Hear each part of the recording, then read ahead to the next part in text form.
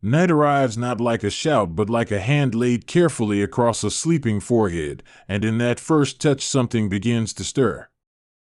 The world inhales, light retreats, and the place where silence deepens becomes alone. Threads of absence and hush are gathered, and from those threads a shape is coaxed, unhurried and inevitable. This shape will one day be called by many names, and given many faces, but in the beginning it is only a suggestion of presence in the dim where dreams are born. Night always brings something new to life. Subscribe and tell us in the comments what speaks to you more, the calm before everything begins or the mystery of what's waiting to appear.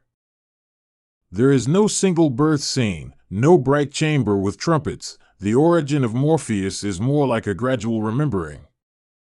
The old mothers of myth speak of night and shadow coaxing forth thought into sleep, of Nyx and Erebus spinning within the seam of dark. From that seam slips a form made of the softest things, the hush after a bell, the pause between heartbeats, the cool on a lover's neck.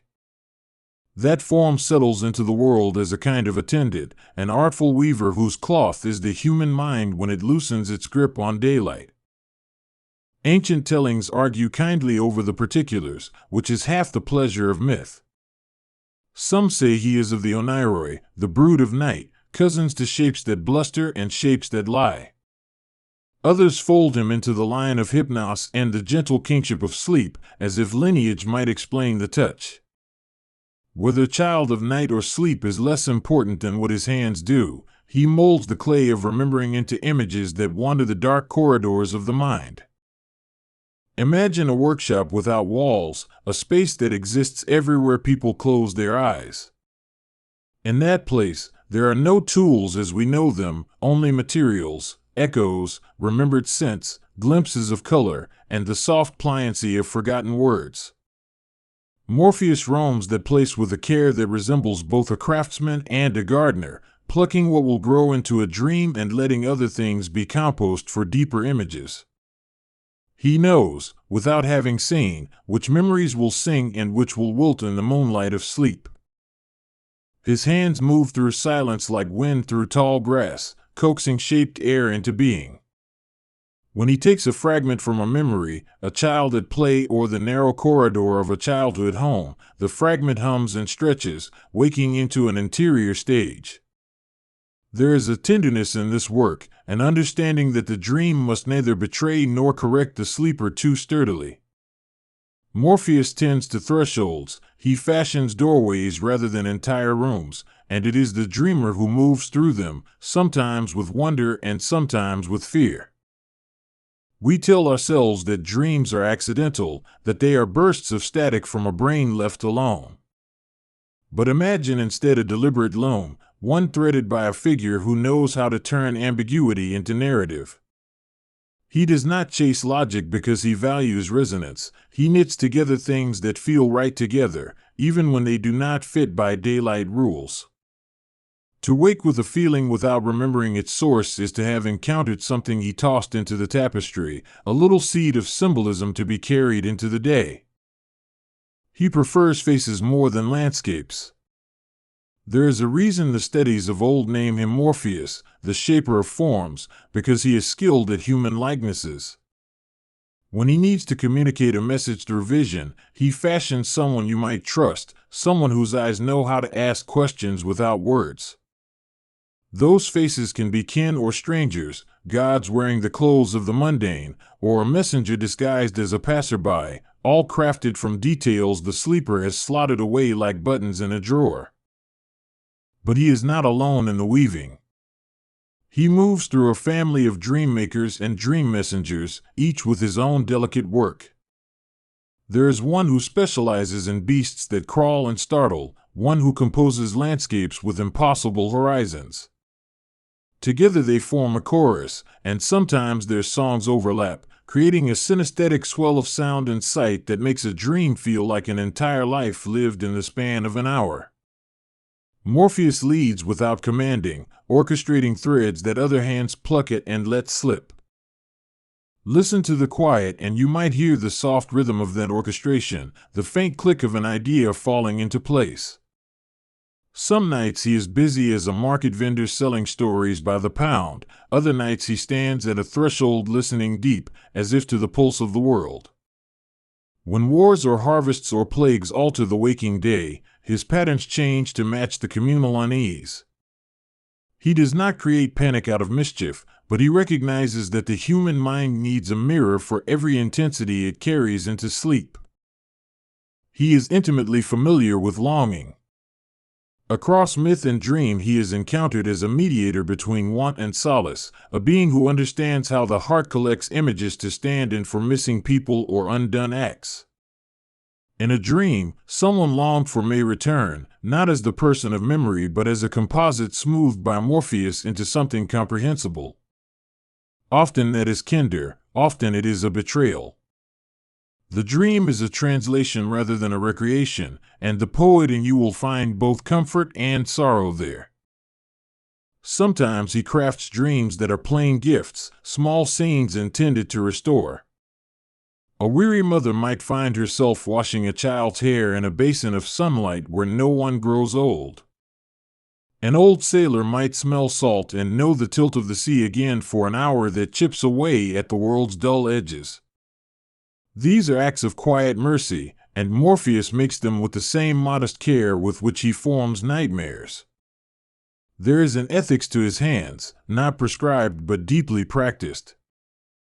Night and silence do not always yield sweetness. The same loam that can stitch solace can also weave knots of dread. Night is a raw material, and within it lurks the residue of fears that daylight cannot straighten. Morpheus is a shaper but not a moral judge. He sees the need for release and sometimes sends up a nightmare as a way to purge or to warn. In those darker threads he is a stern gardener pruning rot from a tree, cruel perhaps to the sleeper yet aiming to save the living trunk of their waking life. The ancients sometimes feared him because of that capacity, and they told stories of heroes undone by visions or kings disturbed in their rest. But the mythmakers also knew to honor him with offerings, small sacrifices of sleep, a cup of warm milk left on a window sill or a line of words uttered before the eyelids close. People across cultures constructed rituals not to appease a malevolence but to guide the lone, to ask gently that their night thoughts be tended with care. Morpheus accepts no prayers directly, but the world itself learns to shape expectation and thus alters the forms he draws down. As civilizations grow, so do the stories of his craftsmanship. Poets claim partnership with him, and painters chase images they once met under the pillow of sleep. Philosophers argue about the source of revelation and sometimes tip their hat to a midnight weaver. Even so, the essence of his work remains closer to craft than inspiration. He is a methodical manipulator of symbol and sensation rather than a lightning rod of genius. The artists who credit him do so because they recognize the sly manner in which he hands them ready images. He is also a teacher of sorts, though his lessons are given without a bell. In dreams, people rehearse speech they have not yet spoken, test decisions they have not yet made, and for better or worse learn by living possibilities in a safe theater. Morpheus provides the stage and hands them props they might borrow for waking use.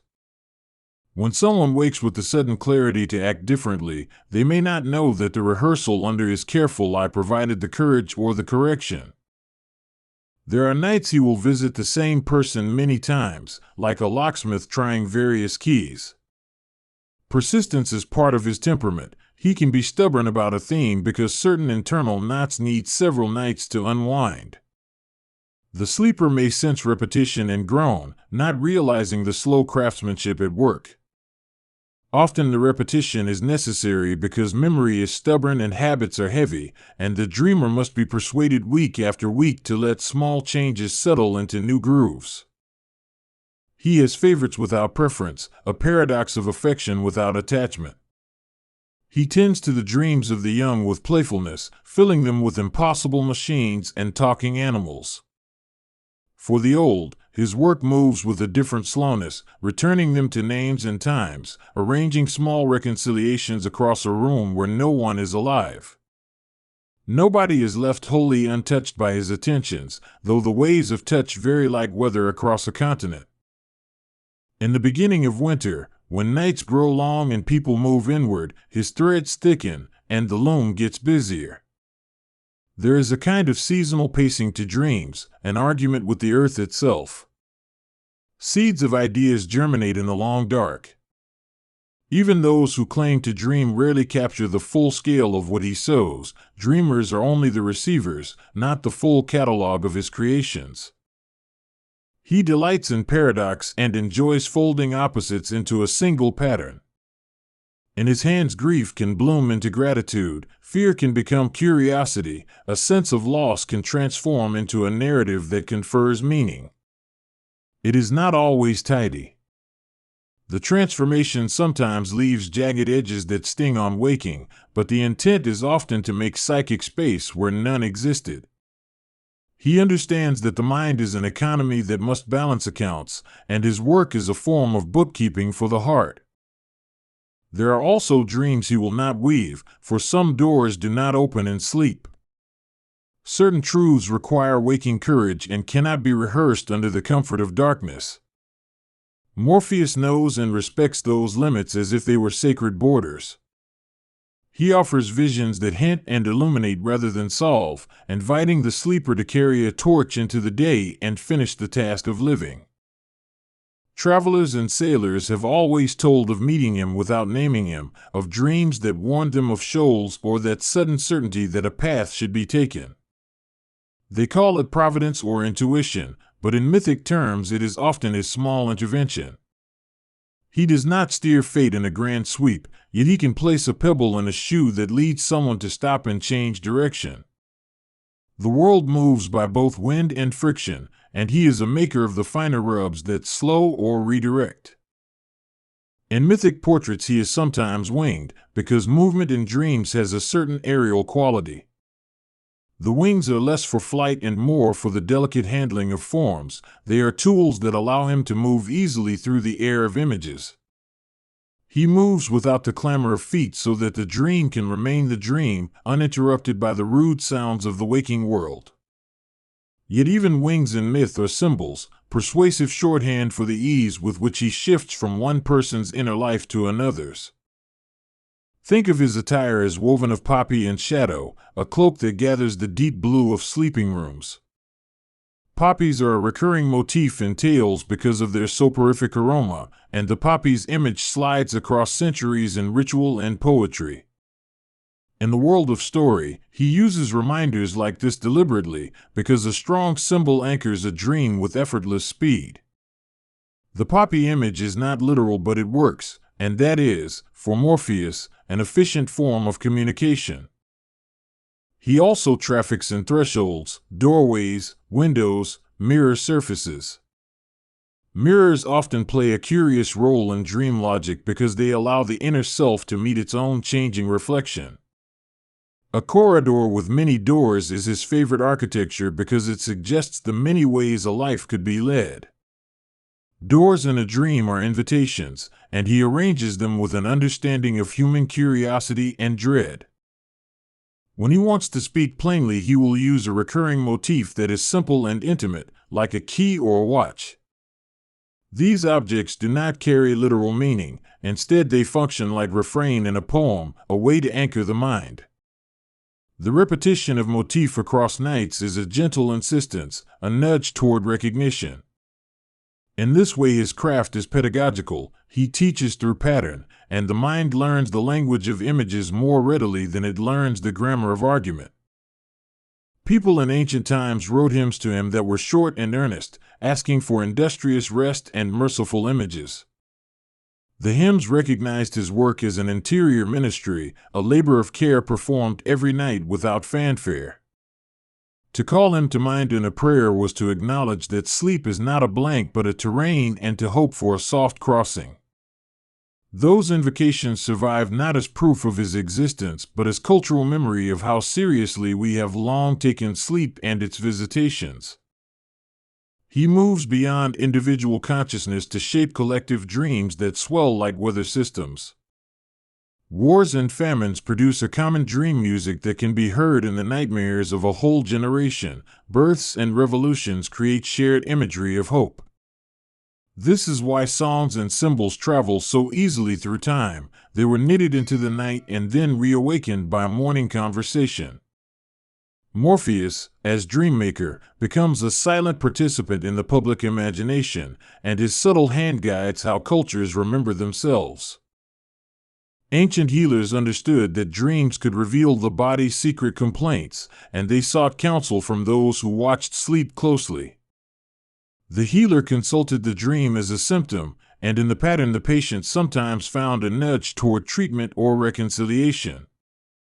In such cases, Morpheus is tacitly an aid to medicine, offering nighttime rehearsals that prepare the waking body and mind for change. This is not the same as prophecy. It is a pragmatic rehearsal of possibilities.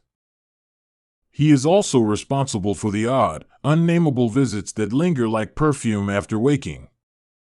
A song that will not leave you, an image that blooms to life in the corner of your eye, a line of speech that sits like a pebble in your throat. These are small gifts or annoyances sent up from the workshop. People have found entire poems in the residue of a sleep and have sworn they were planted by a hand outside themselves.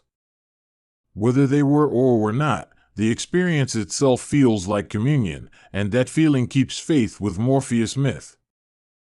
In some stories, he takes a more direct role in instruction, appearing to philosophers and inventors with visions that crystallize an idea. Yet more often he is a collaborator rather than a donor, pressing a concept gently against the sleeper's attention until the sleeper claims it for their own. This modesty is part of the mystery. Creativity nourishes itself and requires the sleeper's owning of the dream-made idea. He will give the spark but not the credit, and the waking mind often backfills to claim that light is wholly its own. There are nights when his loom stumbles, when the things that come together do not cohere, and the result is fragmentary, like a dream that dissolves on the tongue. These are the nights of restless switching where the mind is too busy thinking to be dreamt. He cannot force sleep that is tangled by anxiety or by bright light and noise. His craft needs receptive material. When the world is too loud, the loom only scratches at the edge of silence. He has an attentiveness toward children's dreams that reads almost like devotion. Children have a pliancy of imagination that he adores, simply because they are willing citizens in the world of possibility. He fills their sleep with creatures that teach boundaries and courage disguised as play. The dreams he braids for them often return later in life as stories, games, and metaphors that scaffold adulthood. He also visits the dying, though not as a reaper. In the great time between, his work smooths a path. Dream images often appear like old friends who hold the hand of the sleeper until their breath follows a new rhythm. This role is tender and grave. He is a companion on a final journey even when the finality is unknown. The language of his craft is partly visual and partly emotional. He does not speak words in the way we do, but he can move the heart with a color or a cadence. A small visual gesture, a lamp that is always out of reach, a book that loses its pages in the wind, can say more than paragraphs of waking speech. He prefers metaphor, and he trusts that the human mind is built to translate images into meaning without needing a literal map. There are philosophers who have argued that dreams are the mind's private theater and therefore morally neutral, but Morpheus complicates this view. He curates, and curation implies selection and value.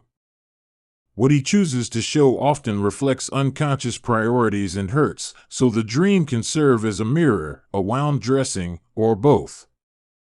Understanding his bias is part of learning the language of the unconscious. The interpreter must learn the loomer's signature. Across seasons and centuries, his image shifts in the stories told by different peoples.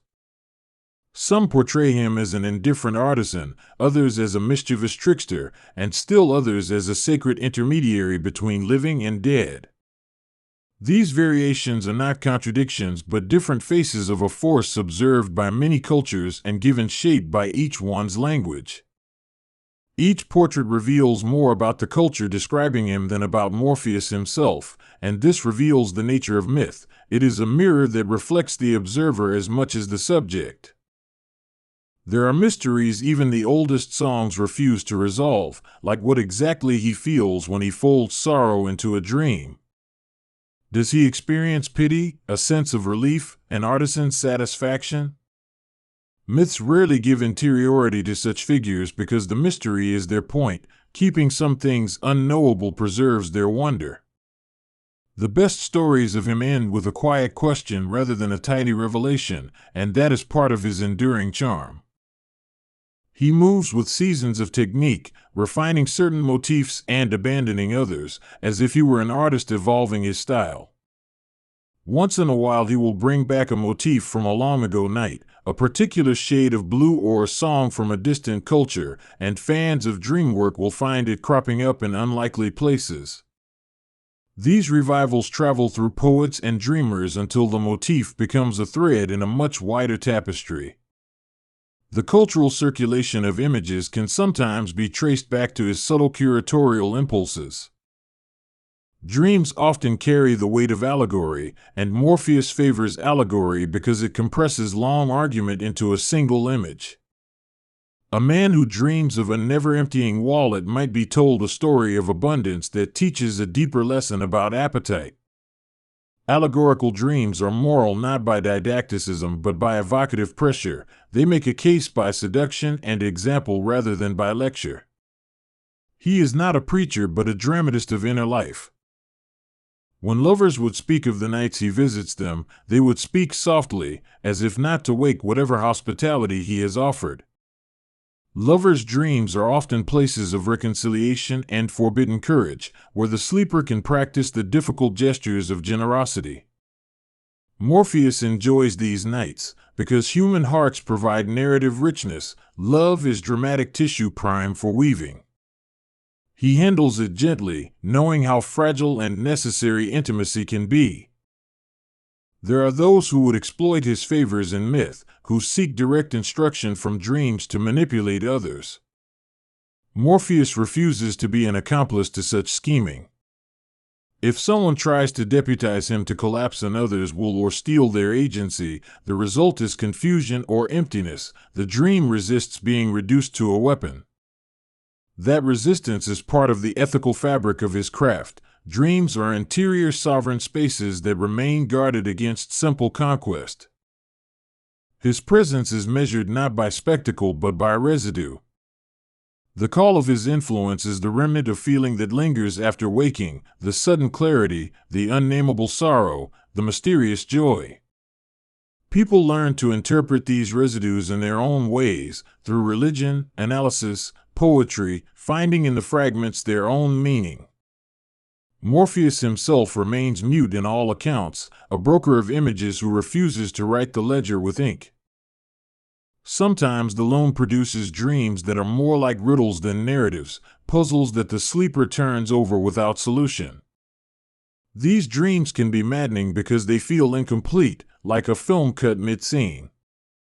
Yet they often catalyze curiosity, an itch that pushes the person toward learning or art. He uses incompletion as a method, knowing that a question, properly lodged, can be a force for lifelong motion. We imagine the interior of his workshop as cluttered with the detritus of centuries, fragments of him, lost lullabies, extinct words, and symbols whose meanings have shifted. He rummages like a thrift shop curator, finding strange combinations that will, against the odds, harmonize. That clutter is not sloppy, it is potential. In the hands of someone who understands assembly, serendipity becomes design. At times he reaches into the future of the world and arranges images that will become myths. A single dream image might ignite a story that travels for generations, mutating like a living thing. He does not plan this influence, but when an image has especially sticky power, he wields it without ceremony. The modern storyteller who finds a mythic kernel in a fragment of sleep is participating in a lineage of dream-born narrative that stretches back to the earliest firelit gatherings. There are those who would reduce Morpheus to mere neuroscience, claiming that sleep is nothing more than the brain's cleaning regimen. Science, with its admirable rigor, explains mechanisms but rarely the grace of experience. Even when pathways and chemicals can be mapped, the felt reality of a dream keeps returning us to narrative and image. Morpheus does not contradict science. His realm is the felt truth that science describes in different language, and poetry and physiology look at the same phenomenon through separate windows. In literature, he is often a subtle presence, invoked rather than described, the reason our characters behave or change in ways we would not otherwise expect. A novelist might let a character dream a small, uncanny event that propels the plot forward. The dream is a device, and Morpheus is its invisible stagehand.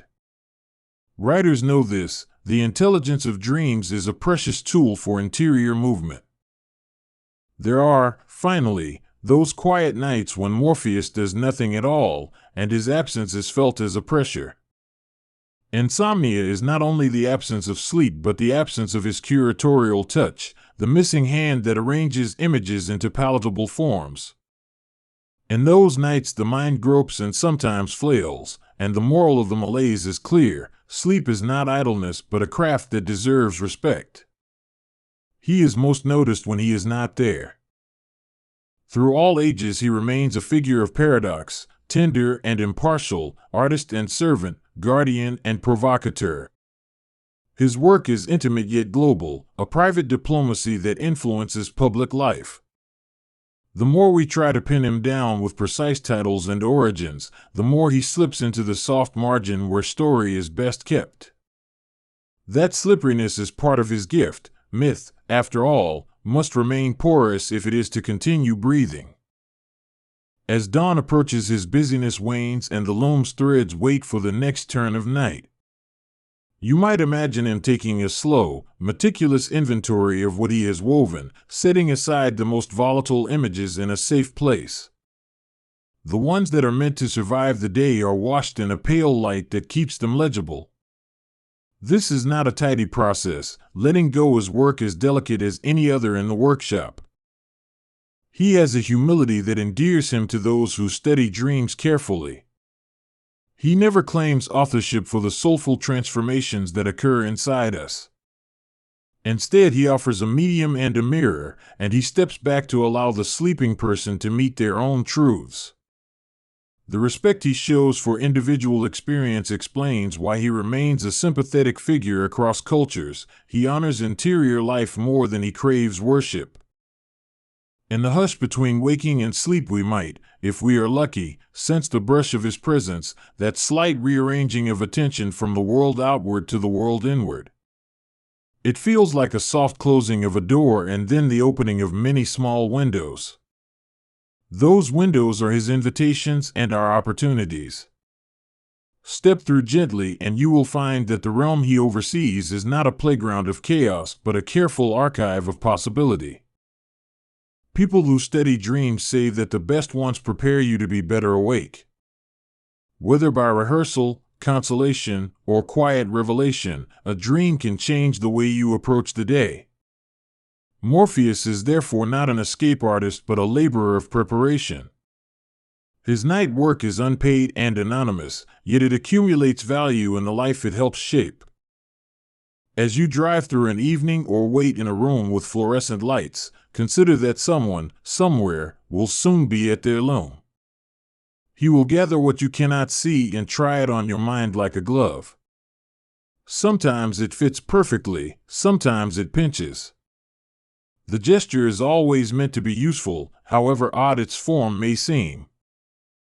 There is a particular sweetness in imagining how small items from everyday life are repurposed into his materials. A child's lost button becomes a symbol for endurance, a cracked teacup turns into the history of forgivable mistakes. He is economical, making great work out of petty fragments. That economy is a lesson in itself. What seems worthless in the day may be treasure at night. When the world recovers from an upheaval, war, pandemic, flood, dream patterns shift in a ripple that can be traced back through generations. Entire cultures revise their dream lexicon, replacing nightmares with resilience images or vice versa.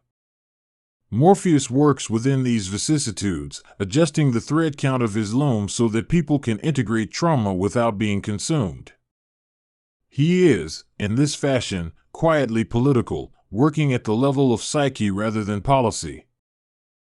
He is known to salvage the leftover dreams of breakfast conversations and street chatter, molding them into nighttime dramas that carry the day's residue into deeper examination.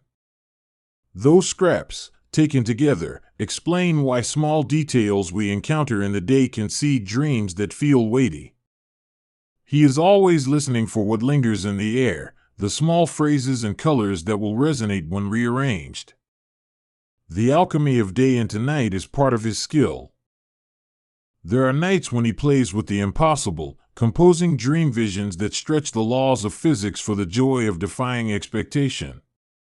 Streets can fold like paper, oceans can nestle taller than mountains, and you can find yourself suddenly understanding the language of birds.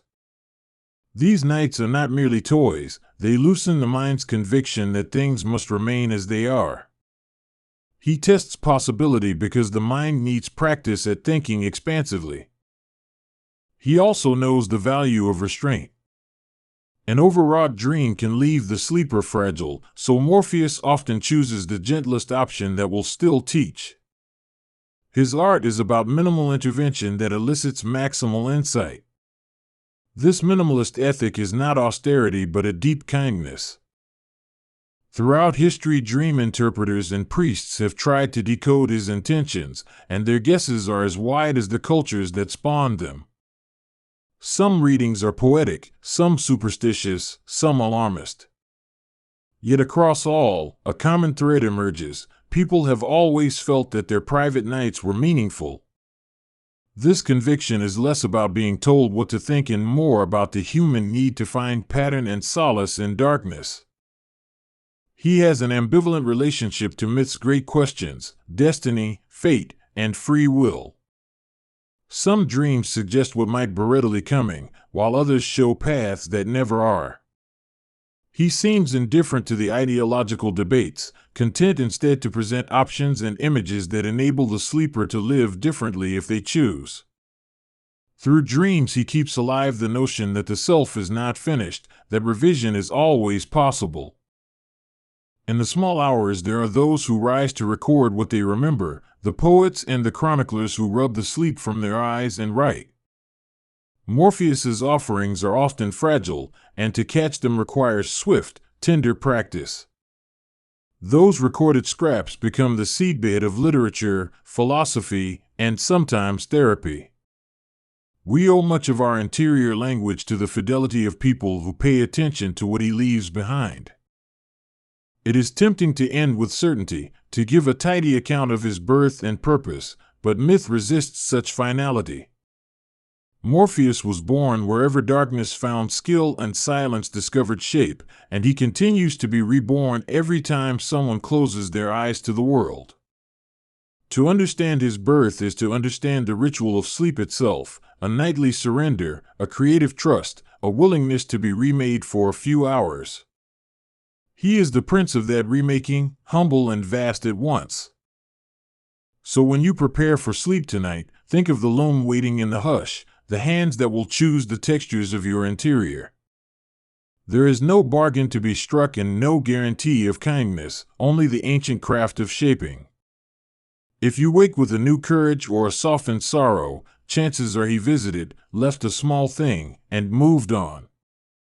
He thrives in anonymity and in the intimate work of altering lives without parade. And when you awake, whether refreshed or troubled, you will carry a small fragment of his handiwork into the light. That fragment may travel as image, mood, or sudden resolution. It will mingle with conversation, decision, and habit.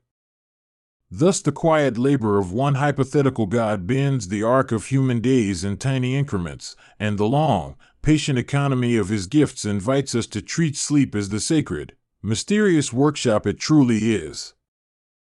Night arrives like a quiet judge, softening the edges of the day and loosening the grip of waking logic. In that soft hour, mortals slip from one world into another as easily as changing clothes, and the dream realm opens its doors. This is where gods and mortals meet, where mortal fears and divine curiosities intersect in the quiet negotiations of sleep. The god they call Morpheus waits not as a single unchanging face, but as the principle that makes that meeting possible. Morpheus is not merely a creature of myth, but a function of the nocturnal bridge, the name we give to the artist of forms who sculpts narratives out of memory and imagination. He enters dreams as a whisper, a scent, a soft pressure at the back of the eyelids, an invitation to cross a threshold most people do not notice. The dream realm answers to rules different from those of daylight. Causality loosens its knots and meaning becomes elastic. Mortals bring their histories, gods bring archetypes, and Morpheus weaves them together. To a tired laborer, the meeting might feel like return, a comfortable room furnished with everything needed to rest. To a grieving mother, it might arrive as an impossible reunion, the dream bending reality enough for the dead to sit at her table and speak. To an ambitious leader, the dream will present choice and consequence, sometimes dressed in riddles that peel away only when acted upon. In each case, Morpheus presides, attentive to the tones of yearning and the practicalities of narrative structure. The dream realm itself is not a single landscape but a folding manifold of possibilities, an architecture of private theaters and public crossroads. There are gardens where memories grow like vines, libraries where half-remembered words have shells of their own, oceans that mirror the sky and swallow entire towns. Corridors branch into nations of thought, and small houses stand on street corners made of a single childhood scent. The realm respects symbols. It builds entire continents from a single emblem stored in a sleeping mind. Everyone carries a corner of the dream realm inside them. Subscribe and share in the comments what feels more real to you, the thoughts that build worlds or the symbols that shape your dreams. When mortals enter, they carry with them anchors, an object, a name, a trauma, a prayer. These anchors are not simply weights, but seeds that the dream realm cultivates, tending to them with colors and textures, with voices that remember.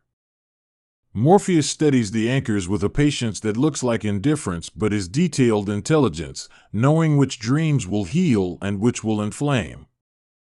He is not a puppeteer in the crude sense. He is an artisan who understands that nudges, not commands, most often change the waking heart. The meeting is always relational. Gods come to the dream realm because mortals are permeable there, and mortals are drawn to gods because the strange makes room for transformation. Deities other than Morpheus use the realm as a council chamber, a bargaining table, or a stage for seduction. There are messengers, cupbearers, horned satyrs, pale-eyed birds, who ferry themes between the divine and the human, translating cosmic intent into scenes a sleeping person can accept. Language in the dream realm is fluid. It often begins with images and only later becomes words. A gardener will understand a king's decree when it is presented as a garden choking under frost. A young scholar will be given equations dressed in birds. Morpheus, who understands the elasticity of meaning, smiles at the ways a single symbol can hold many truths. He allows the dream to speak in the native dialect of the dreamer, so that communion is less an act of translation and more an act of recognition. Time in dreams is porous. Whole lifetimes can be compressed into the sleep between two heartbeats, and conversations that last an hour may leave only a shimmer of recollection at dawn. Mortals caught up in that compression often misjudge the depth of the encounter. They walk back into morning with new certainties wrought from a single night's visitation. Morpheus navigates this compression with respect, allocating stretches of dream time where needed and contracting them when a lesson requires urgency. Dreams are also boundary tests. The dream realm is where limits are tried on and sometimes cast aside. Mortals confront versions of themselves loosened from social armor, sometimes discovering hidden courage and sometimes meeting their shadow. Morpheus acts as a midwife to these encounters, shaping the space so that discoveries can be integrated rather than shattered. This is the realm where small inner revolutions begin and where habits earn their new forms by trial. There are rules, however, and not all doors should be opened. Some dreams are designed as guardians and sentinels, aiming to protect sleepers from invasive divinity and from the predations of otherworldly predators. Morpheus knows the location of those doors and respects dampened corridors where mortals are not ready. Gods who overstep meet resistance from the architecture itself, staircases that lead to locked basements, mirrors that reflect fury back at the viewer. Nightmares are not merely evil, they are communication gears as much as they are alarms. A nightmare can be a translated warning, a primal signal of danger, or a ritualized purification. Morpheus supervises their choreography to ensure that terror does not annihilate the dreamer but instead forces attention toward what must be changed.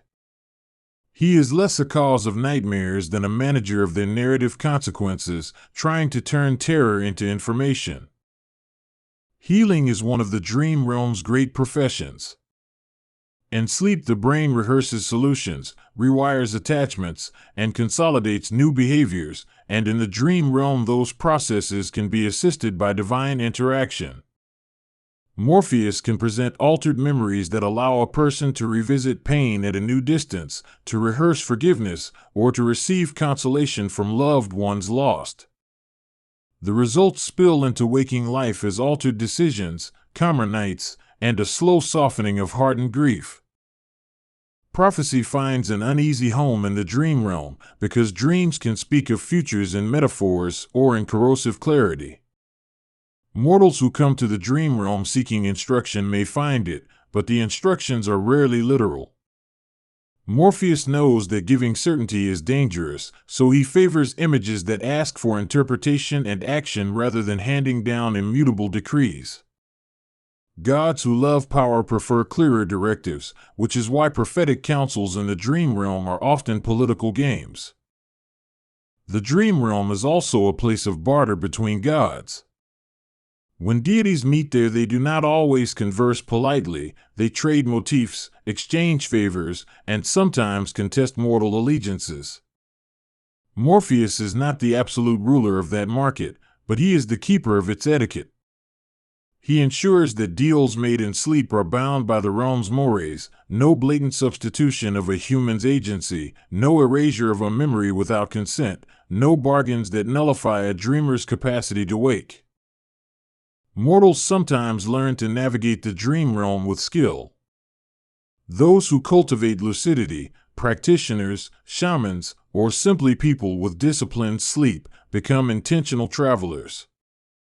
Lucid dreamers can pause mid-dream, examine the scaffolding, and enter conversations with gods on their own terms. Morpheus treats lucid dreamers differently. He offers them more transparency because they seek partnership rather than passive reception. The act of remembering a dream is itself negotiation. When dawn tears the dream realm with light, memories can fall like feathers or dissolve like fog. Mortals who want to keep a dream must anchor it with ritual, a breath, a word spoken aloud upon waking, or an object held to the chest. Morpheus admires such attentions and sometimes rewards them with a return visitation that deepens a lesson. He teaches that care for the dream's memory is care for the self's new configuration. Dreamcrafting is an art form practiced by certain mortals and acknowledged by gods. An artist might conjure a recurring motif through paintings, a poet may summon a symbol through ink, and a lover may place a token beneath a pillow to call forth reunion. Morpheus records these offerings with a private gratitude, nodding when human creativity aligns intent and dream. He prefers invitations that respect the dreamer's psychology, ones that invite rather than coerce. Sometimes gods appear disguised as minor, almost domestic images: a cloak left on a chair, a bird that nests in the same branch for 100 nights, a single white apple on a table. Those humble signs are Morpheus' way of communicating that the divine can be present without fanfare. Mortals often ignore the smallness and miss the import, while those who are attentive begin to notice a different cadence in their dreams. The realm rewards attention to subtlety with deeper revelations. Other times the gods are loud, entering dream circuits as thunderheads or starfalls, reshaping entire neighborhoods with a single emotion. Mortals batten down against such intrusions because they bruise and astonish, but often those immersive moments are catalysts for profound change. Morpheus calibrates his interventions to the context, aiming for enough intensity to break patterns without shredding the dreamer's sense of self. He becomes the careful conductor of catharsis. The relationship between dream and memory is intimate and reciprocal. Dreams can rescue fragments of the past that waking mind has buried, and memory can feed the dream realm with textures that anchor myth. Morpheus helps that conversation by allowing memories to be restaged with new endings or new witnesses. In so doing, he offers the possibility of rewriting not the facts of the past, but the emotional residue that binds a person to a story. Some mortals come seeking absolution, wanting dreams that will unmake guilt or erase shame. Morpheus rarely erases, he prefers transformation. He offers scenes that allow a person to face their misdeeds, to offer reparations and symbolic acts, and often to craft new narratives that integrate accountability with growth. The dream realm can simulate apology and redemption in ways that encourage real-world repair, because the inner change it fosters tends to manifest outwardly. Children bring a special light to the dream realm. Their dreams are less encumbered by social caution, and gods find their imaginations refreshing. Morpheus watches with a tenderness reserved for those whose symbolic language is still flexible and generous. He sometimes borrows children's metaphors for his own work, amused by how unafraid they are to make the sky an umbrella and the moon a dinner plate. The dream realm holds particular sanctity for the dying. As bodies grow frail and waking senses withdraw, sleep becomes a corridor for farewells and fare-ups, for last confessions and last consolations. Morpheus tends these bedsides like a hospice nurse of images, facilitating reunions with ancestors and rehearsing the passage with light. The realm softens the boundary to death without trivializing it, letting mortality be seen as part of the narrative rather than an interruption. There is a mythology among some cultures that gods use dreams to recruit or claim mortals, to transform a person into a prophet, a seer, or a saint. Morpheus participates in such appointments with restraint. He affords visions that test the candidate's willingness. Becoming a conduit for the divine is less about having a single supernatural dream and more about a series of disciplined encounters that reshape ethical responsibility. Morpheus respects those who refuse godship as much as those who accept it. The dream realm pays attention to small details because small things often carry the heaviest meanings. A single misplaced key in a dream might stand for an entire lost trust. Morpheus is fond of these microparables. He arranges them like tiny teachers to produce insight with minimal destruction.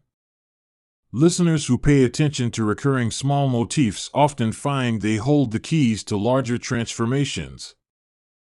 Every culture has its own myth of Morpheus or his equivalents, and the dream realm adapts like water in different banks. In northern lands, the realm might be wrapped in long twilight and wind songs, while in desert cultures it opens under velvet nights and constellations speaking in old trade languages. The god's shape shifts with cultural needs, and Morpheus is not offended by variety. He believes that meaning respects context and that the voice of the dream must be local to be true. Modern citizens sometimes treat dreams as mere neurological debris, the output of a brain that has scrubbed the day's files and defragged emotional clutter. Science and Morpheus occupy different registers, but they are not enemies. Neural explanations describe the mechanisms, the synaptic rehearsals, the biochemical cycles, while Morpheus remains concerned with meaning and moral consequence. Together they create a fuller picture. One explains the how, the other the why. The dream realm hosts councils where gods deliberate about mortal fate.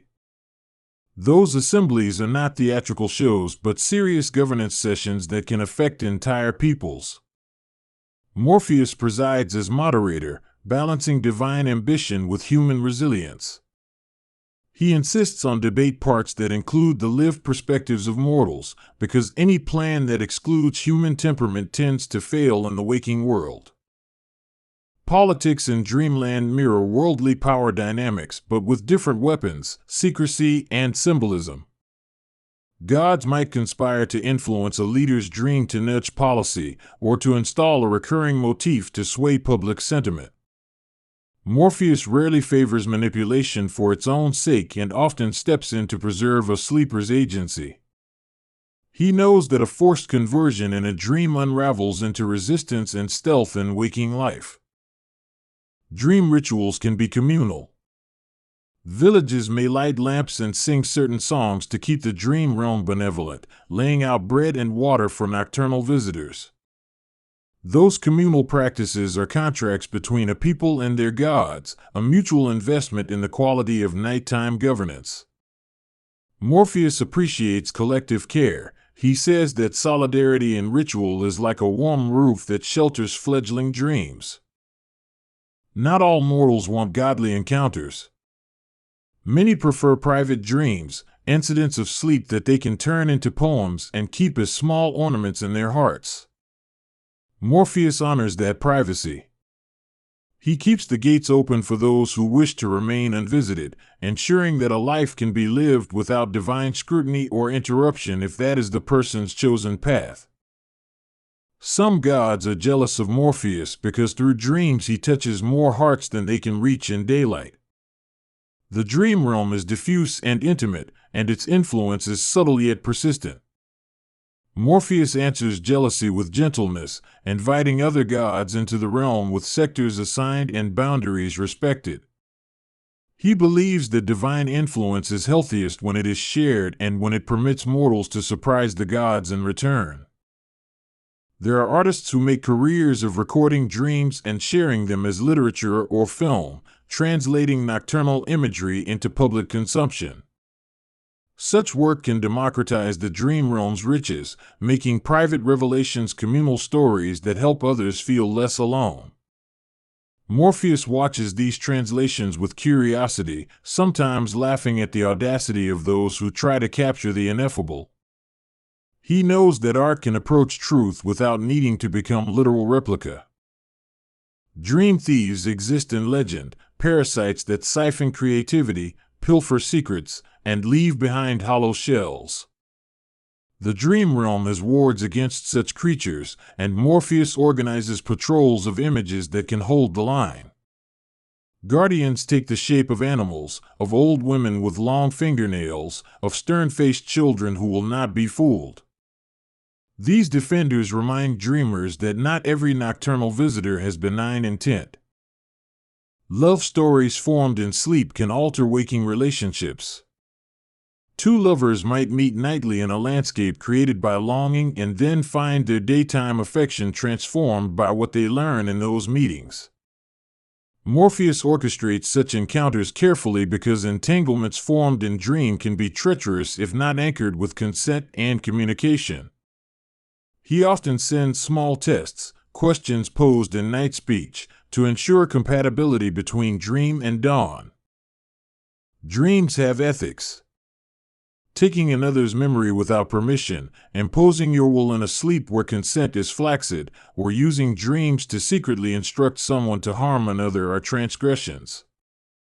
Morpheus is a keeper of dream law, an archivist of ancient rituals that govern sleep's moral economy.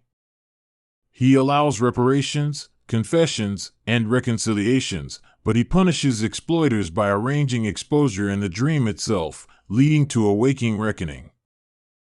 There are certain archetypes that populate the dream realm like weather patterns: the trickster who reshapes terrain with laughter, the wise woman who hands out keys, the judge who tallies debts in moonlight.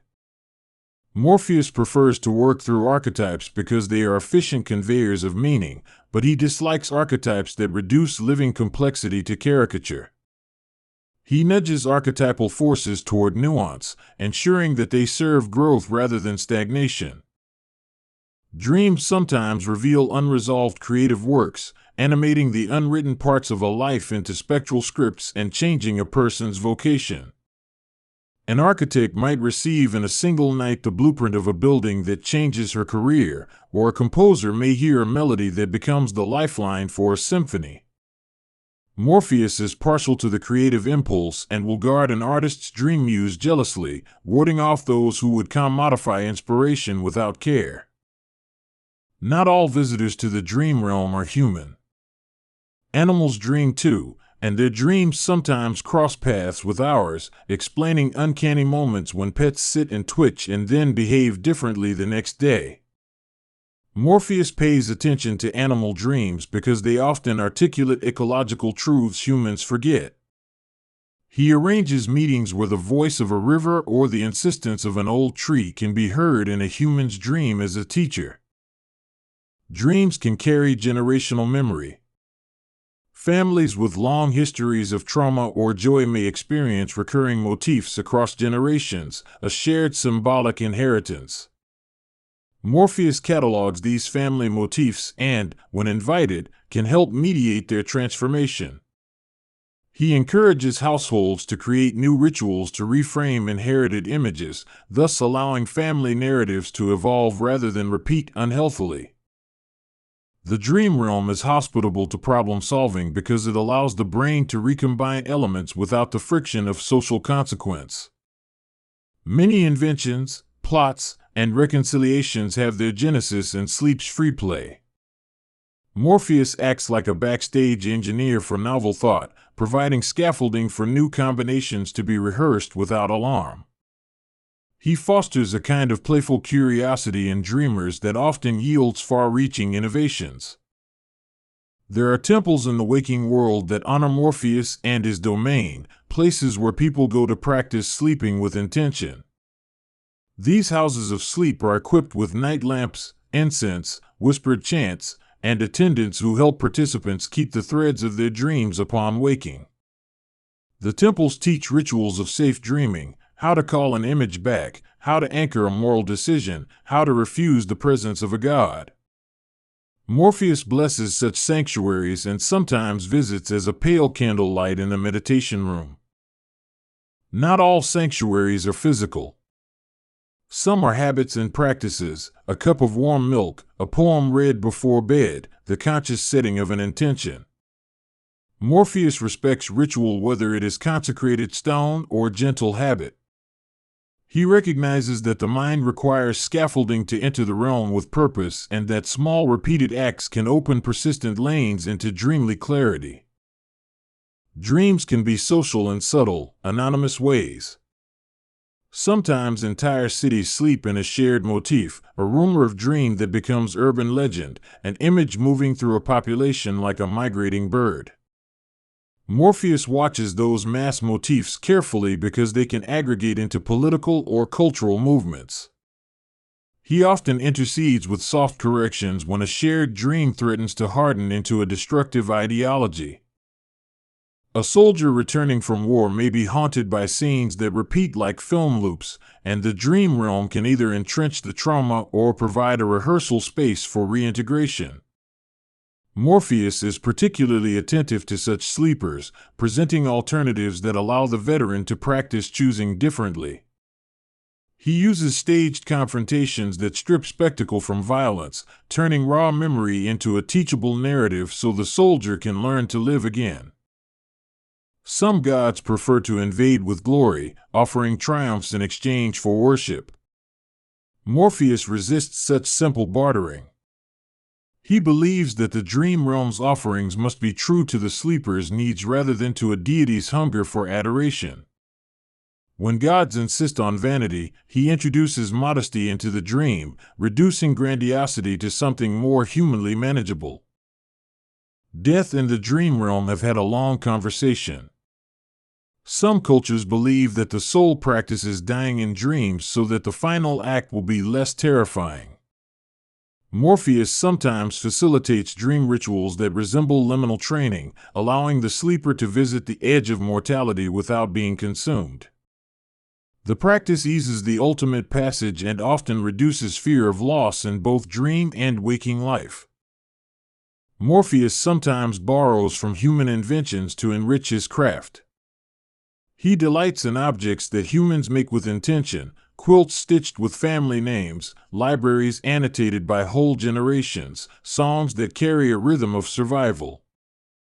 Those artifacts become hubs in the dream realm, places where narratives can anchor and grow.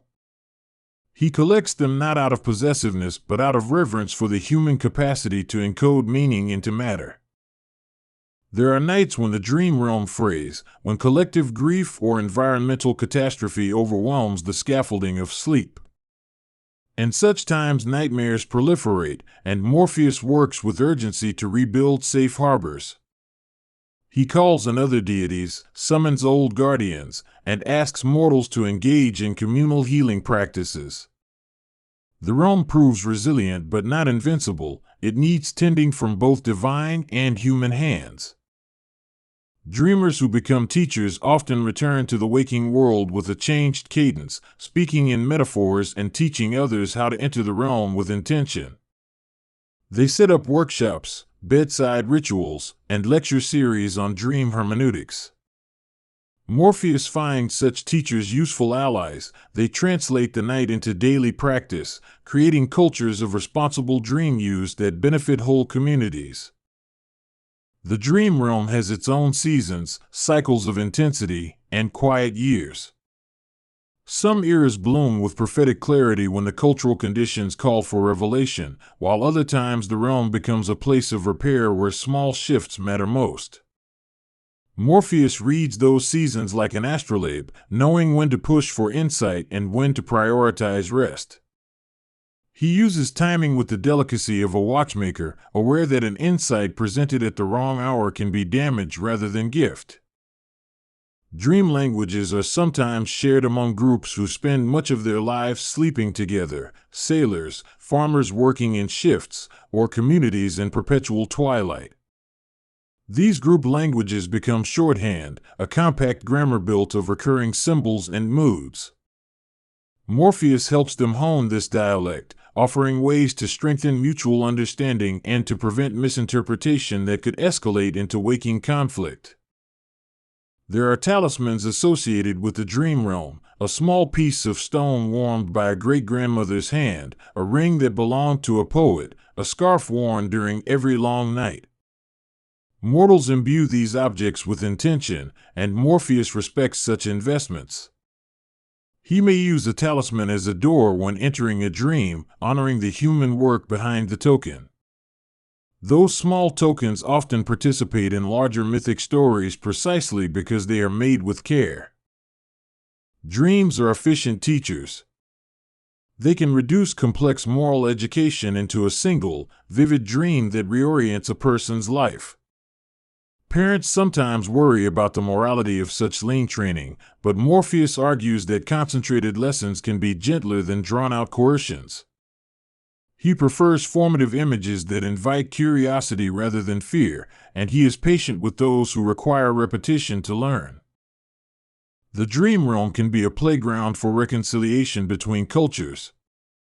When emissaries meet there, they do not wear uniforms. They arrive as stories and metaphors, which remove some of the hard edges that daily politics build. Morpheus facilitates such encounters with delicacy, arranging shared feasts of imagery where mutual recognition is possible. He believes that shared symbolic experiences are the slow work of peace-building. There are rules not just of ethics but of technique. A dream must respect continuity of personhood. A god cannot step in and wipe a personality clean because it suits a divine plan.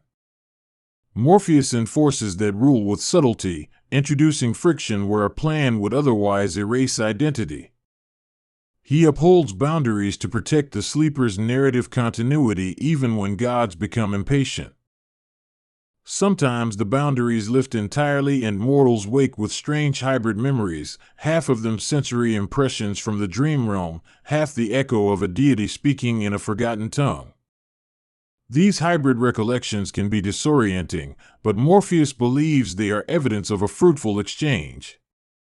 He encourages integration practices, journaling, ritual, and conversation that translate dream work into lived wisdom. The dream realm is a social ecology with relationships and hierarchies of its own.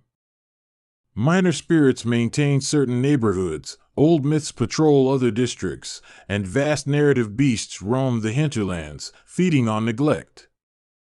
Morpheus navigates this ecology as both shepherd and urban planner, ensuring that neighborhoods have resources and that predators do not monopolize symbolic lands. He has learned that tidy governance and sleep often produces calmer waking communities.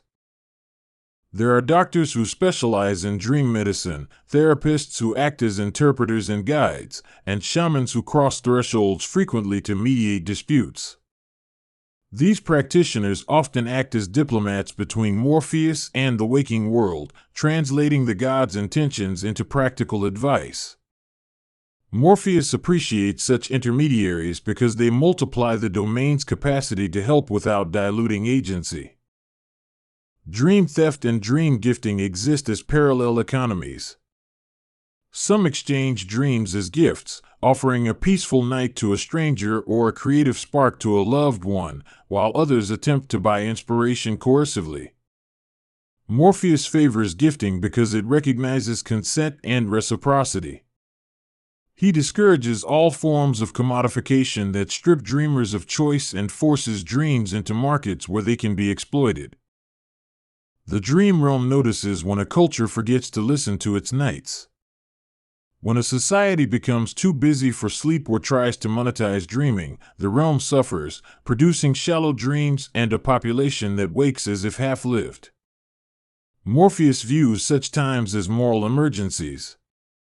He uses gentle sabotage, making monotony unbearable in dreams, introducing absurdity, to coax societies back toward rhythms that respect sleep's restorative and revelatory powers. Dreamwalkers are rare mortals who can carry messages from one dreamer to another, acting like postal carriers across the sleeping world. Their craft is delicate. They must maintain neutrality, fidelity, and compassion. Morpheus trains them in silence and in secret, teaching the art of leaving a note in someone else's dream without violating privacy. These walkways can foster empathy among strangers, knitting a culture together through the exchange of small, imaginative tokens. The dream realm is not immune to humor. There are nights when it turns into a carnival of the absurd, when gods play pranks and mortals dream of laughing without reason. Morpheus loves such levity because laughter loosens rigid narratives and helps people re-enter the world with lighter burdens. He orchestrates humor as necessary medicine, knowing that some lessons arrive best wrapped in a joke.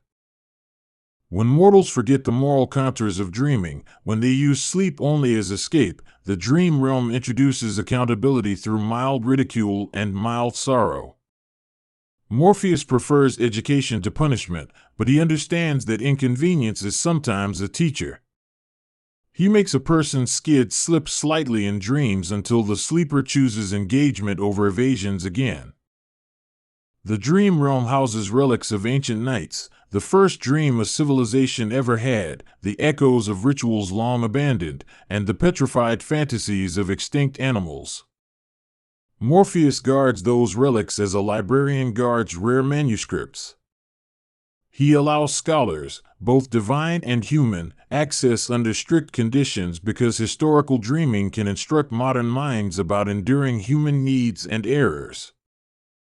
Sometimes a mortal's dream will challenge a god, presenting an idea so new that the divine council needs to convene. Mortals can surprise gods with innovation. They can bring fresh metaphors that render old gods obsolete or push them toward growth. Morpheus enjoys such disruptions as evidence that the dream realm remains alive and democratically unpredictable. He thinks of himself as custodian rather than monarch. Dreams can be rehearsals for courage. People preparing for difficult conversations, surgeries, or performances use the dream realm to practice outcomes and build inner stamina. Morpheus offers scenarios that expose a dreamer to manageable stress and reward them for small acts of bravery. He believes that courage is trained in small increments and that nighttime practice can translate into bold daytime acts. The dream realm provides a stage for moral testing when the waking world lacks adequate trials. In controlled dream encounters, a person might face temptations or cruelties at a scale small enough to learn from but real enough to matter. Morpheus curates such tests with ethical care, avoiding manipulations that would damage autonomy while offering stimuli that produce discernment. He trusts the sleeper's capacities more than many gods do. There are poets who sleep to harvest language, letting nocturnal metaphors seep into their work until morning. Morpheus adores poets because they translate the dream realm for the waking world and give it vocabulary. He often nudges poets with a single image, an odd light, a scent, a particular silence, and watches how the poet translates it into a line that changes the public's night speech. Poetry is one of his favorite returns on investment. Dream memory is fragile but teachable. Rituals exist to strengthen recall: a pen and paper on the bedside, a whispered recounting upon waking, a communal morning offering. Morpheus encourages such habits because they bind the night's work into the texture of days. He says that memory is like a garden that needs repeated visits to thrive, otherwise it dries and blows away with the morning. When cities dream together, their myths can produce monuments in waking life, statues, songs, even laws built in response to repeated nocturnal motifs. Morpheus watches these urban fruits with interest, aware that collective dreams can seed civic identity. He nudges public imagination away from cruelty and toward generosity when possible, knowing that shared night visions can shape shared futures. The dream realm stretches across cultural boundaries, and sometimes gods meet not only with mortals but with philosophies. Abstract systems, ethics, mathematics, aesthetics, appear as gardens and temples in which ideas can move and act. Morpheus delights in hosting debates between abstractions, where numbers take physical form and arguments become landscapes. Such encounters often yield breakthroughs that reconfigure human thought. There are nights of eclipse in the dream realm, times when its textures darken and elusive myths gather to whisper of endings and beginnings. During those nights, Morpheus acts like a sentinel, helping sleepers through major transition points and ensuring that no one is left wandering alone. These are nights of intensity that require communal care and often lead to long-term cultural shifts afterward. Dreams sometimes reveal the logic of the body, subtle symptoms, hidden pains, or emotional undercurrents encoded as images. Morpheus respects the body's wisdom and often uses the dream realm to call attention to neglected health. He will present a small scene that metaphorically represents a condition so a person might seek help before a problem grows. In this way, the dream realm can be preventive as well as interpretive. There are poets and prophets who argue that every dream is a translation from an unreadable book written by a council of ancestors. Morpheus smiles at such metaphors, finding them both beautiful and useful. He accepts the legitimacy of multiple myths about origin and never insists on a single truth. For him, the most important thing is that the dream fosters life, wisdom, and care. Travelers who cross continents sometimes report a kind of dream continuity, a strange sense that nights are linked by invisible threads. Morpheus orchestrates such crossings when cultures make contact, arranging dream bridges that allow empathy to travel faster than trade goods. He knows that when hearts understand each other at night, waking relations become less prone to cruelty. In the dream realm, Morpheus practices economy. He invests images where they will grow, withdraws when they need solitude, and recycles motifs to avoid waste. His stewardship is subtle and long-term. He values patient design over flashy miracles because long-term change requires attention rather than spectacle. There are misshapen places in the dream realm, regions where past abuses have accumulated, colonial nightmares, ancestral wounds, unconfronted hatred. These zones require more than a single visitation to heal and are often the sites where mortals meet gods who are tired and too willing to offer simplistic balm. Morpheus organizes long-term collaborative work in these spaces, insisting on multi-night practices that include ritual, accountability, and communal grieving. Dream ethics includes the right to decline divine help. Morpheus respects refusals and sometimes teaches gods to accept them. He believes that consent in the night is as sacred as consent in the day and that a person's sovereignty does not end behind closed eyelids. When gods cannot accept no, Morpheus becomes a defender of sleepers' boundaries. The dream realm can be a repository of possibilities, a kind of cultural memory bank where alternative histories are kept and can be consulted. In that archive, a world in which different choices were made is available for exploration, enabling societies to see the costs and benefits of varied paths. Morpheus curates that archive with humility, allowing selective access to those who will use it with care rather than as a tool for domination. There are nights when Morpheus himself seeks counsel, when his role requires reflection and he invites select mortals into his dream for mutual guidance. He listens to their complaints, learns from their innovations, and sometimes borrows a daring metaphor that reinvigorates his craft. The god of dreams is not above learning from those he meets. Indeed, he thrives on the reciprocity that makes the dream realm a living, evolving community. Dreams can shape law when jurists take nocturnal insight seriously, drawing on metaphors to craft more humane statutes. Morpheus admires such civic imagination because it translates private insight into public care. He encourages legal thinkers to consult the dream archives for moral complexity and to remember that laws benefit from the subtlety often found in night speech. The dream realm fosters rites of passage. Adolescents, elders, and those who change gender or vocation may find the night offers ceremonies for identity shift that the waking world cannot provide. Morpheus designs rites that honor risk and reward, allowing sleepers to rehearse new names and new roles until they fit. The realm is generous with identities because it knows human lives are not single-threaded but braided with many possible futures. Dream-lost objects sometimes reappear in the waking world, returned after a night of symbolic negotiation.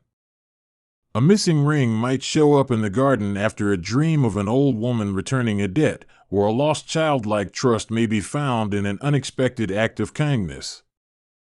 Morpheus delights in such recoveries because they remind mortals that the night is not just illusion but a practical partner for daily life. There are moral hazards in dreaming of immortality or invincibility. Such dreams can produce hubris.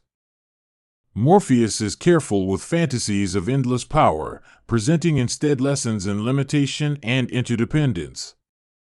He knows that recognizing mortality and humility often yields better art and better governance than fantasizing in vulnerability. Dreaming itself is a humble practice because each night reminds us of our changeability. The dream realm is a place where sorrow gets language and becomes bearable. When grief is too large for conversation, the night can stage small rituals of address, an imagined return of a deceased voice, a reenactment of a last kindness, a symbolic offering. Morpheus choreographs those scenes to prioritize solace over melodrama, teaching mourners to touch pain with gentle curiosity rather than scalding avoidance. Dreams can also be dangerously seductive. A person might prefer repeated dream paradises to the messy work of improving a waking life, and a god can be too accommodating of such avoidance.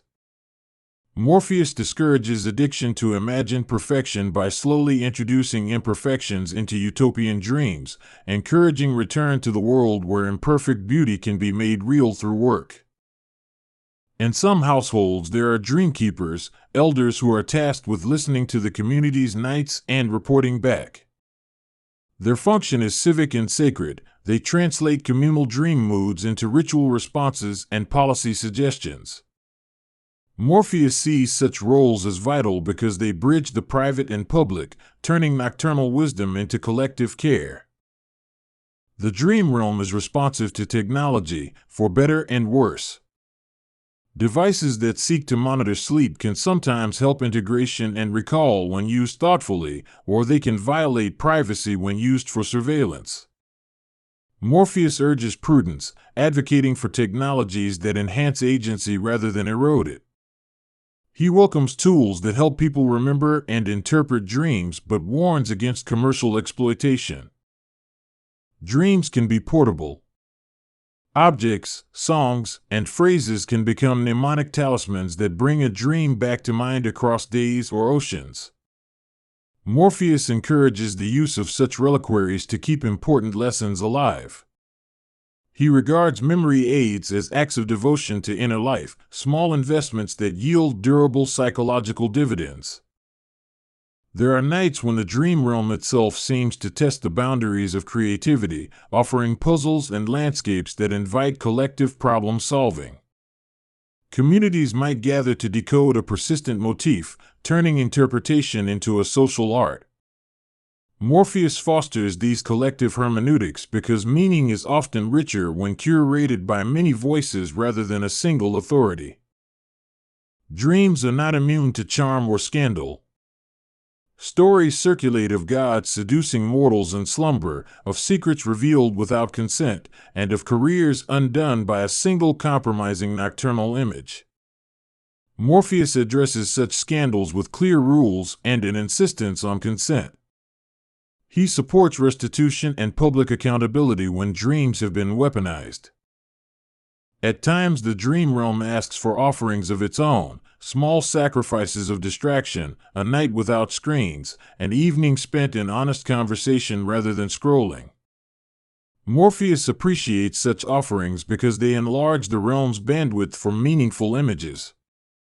He rewards attentions with clarity, making the nights more fertile for communion and insight. There are veterans of the dream realm, those who have spent decades learning the language of sleep and then become mentors to others. They teach novices how to enter lucidly, how to hold boundaries, and how to recover from a night that went wrong. Morpheus enjoys fostering mentorship because it multiplies the realm's capacity to be both safe and generative. Finally, the meeting place where gods and mortals convene and sleep is not a place of domination but of dance. The dream realm is choreography, negotiation, and occasional revelation. Morpheus is its careful partner, guiding steps with an artist's hand and a parent's watchful heart. The realm endures because both gods and mortals show up with respect, curiosity, and the humility to be altered by whatever they find there. There is a hush before sleep that feels like a held breath, a soft contracting of the world as if the day itself leans close to listen. In that hush, Morpheus takes shape, not as a brittle statue or a marble god from a storybook, but as a presence that is both patient and quick, woven from the quiet ways the mind slips its moorings.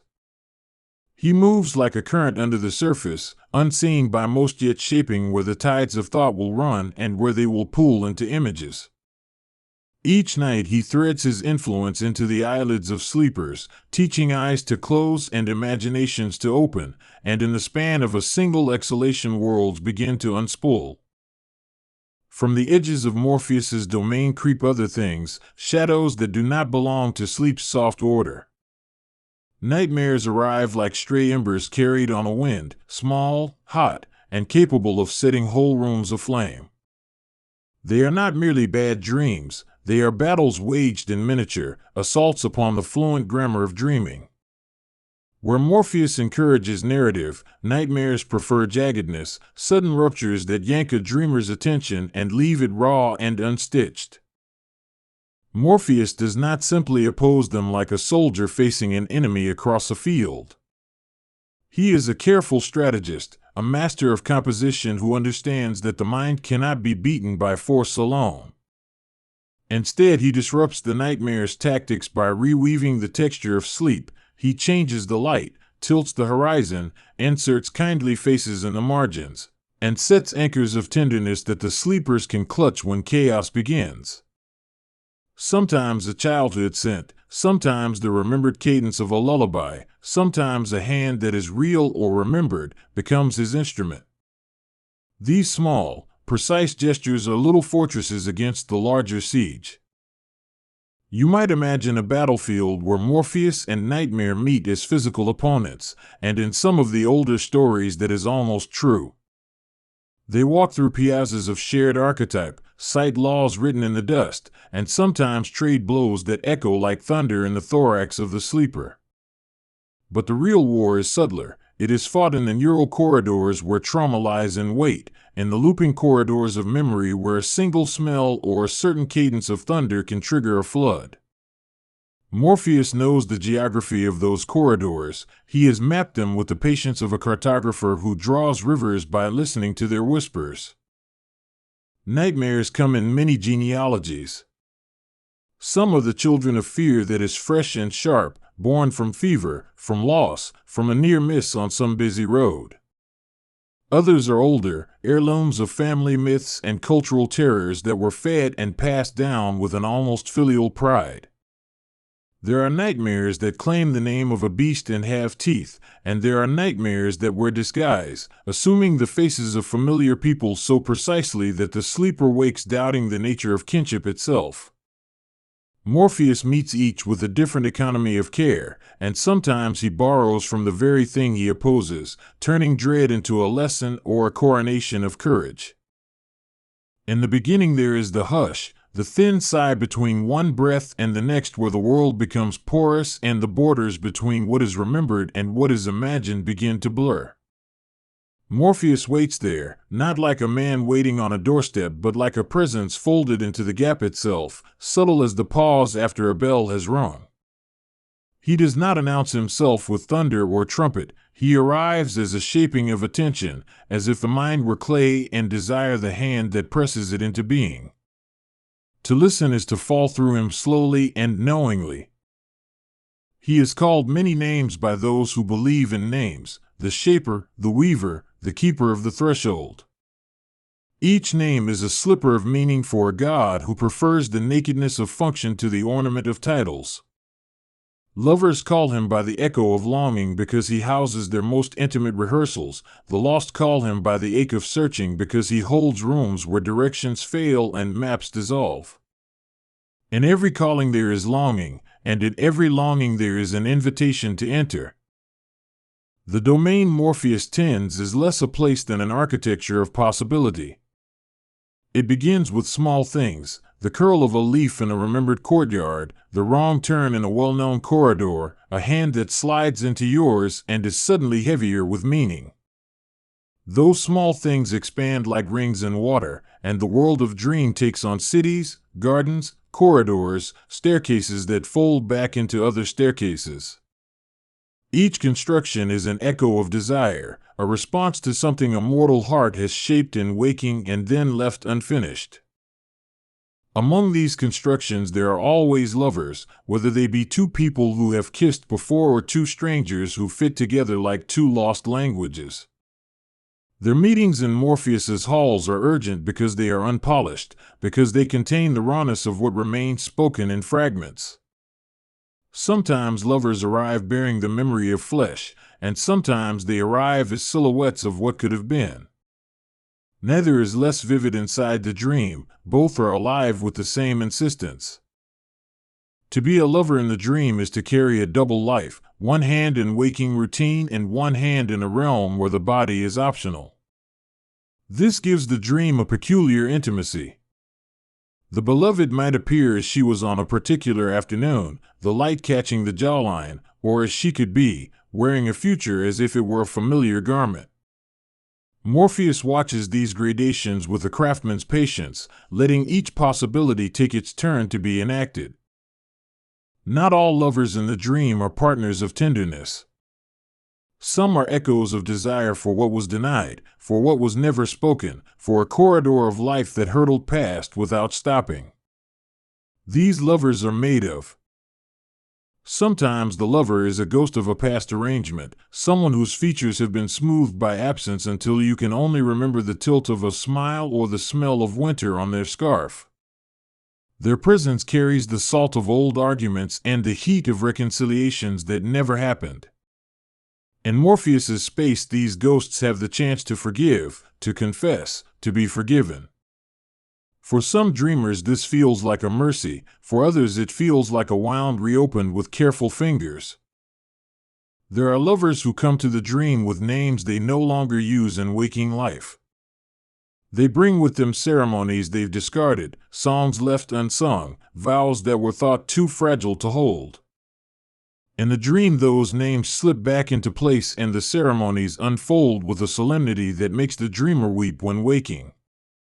Morpheus arranges these rituals like someone arranging light upon a table, knowing which shadows to keep and which to let fade. And then there are lovers who have never met in waking life, but who meet in the dream as if they had rehearsed 1,000 times. Their first touch is both discovery and recognition, a sensation like unlocking a hidden language.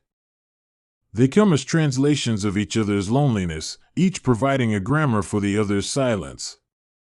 Morpheus watches them and, patient as soil, allows the seed of their union to find root in the dark. The lost within his realm are not always anguished. Sometimes they are simply driftwood, carried for reasons they cannot recall by currents of sleep.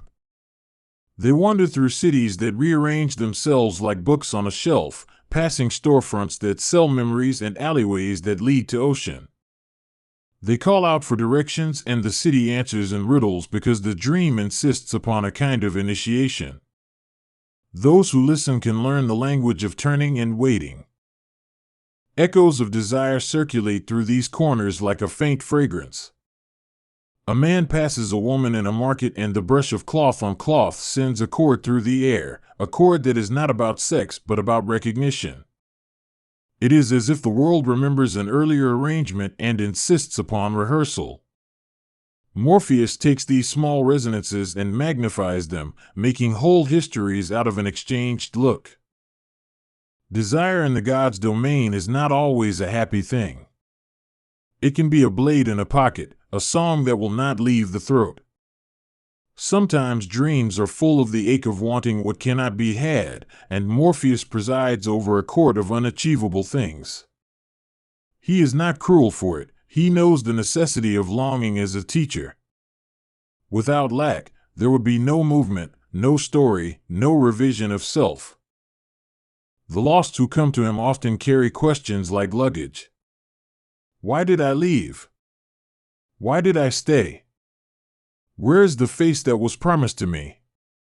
Morpheus turns those questions like stones in his palm, letting them warm and then cool, revealing veins of mineral in their calm. Sometimes the answer is not immediate, sometimes it arrives as a small, loud clarity at the edge of dawn. The god cultivates patience because a revelation that is forced becomes brittle and breaks. In Morpheus's world, time is elastic.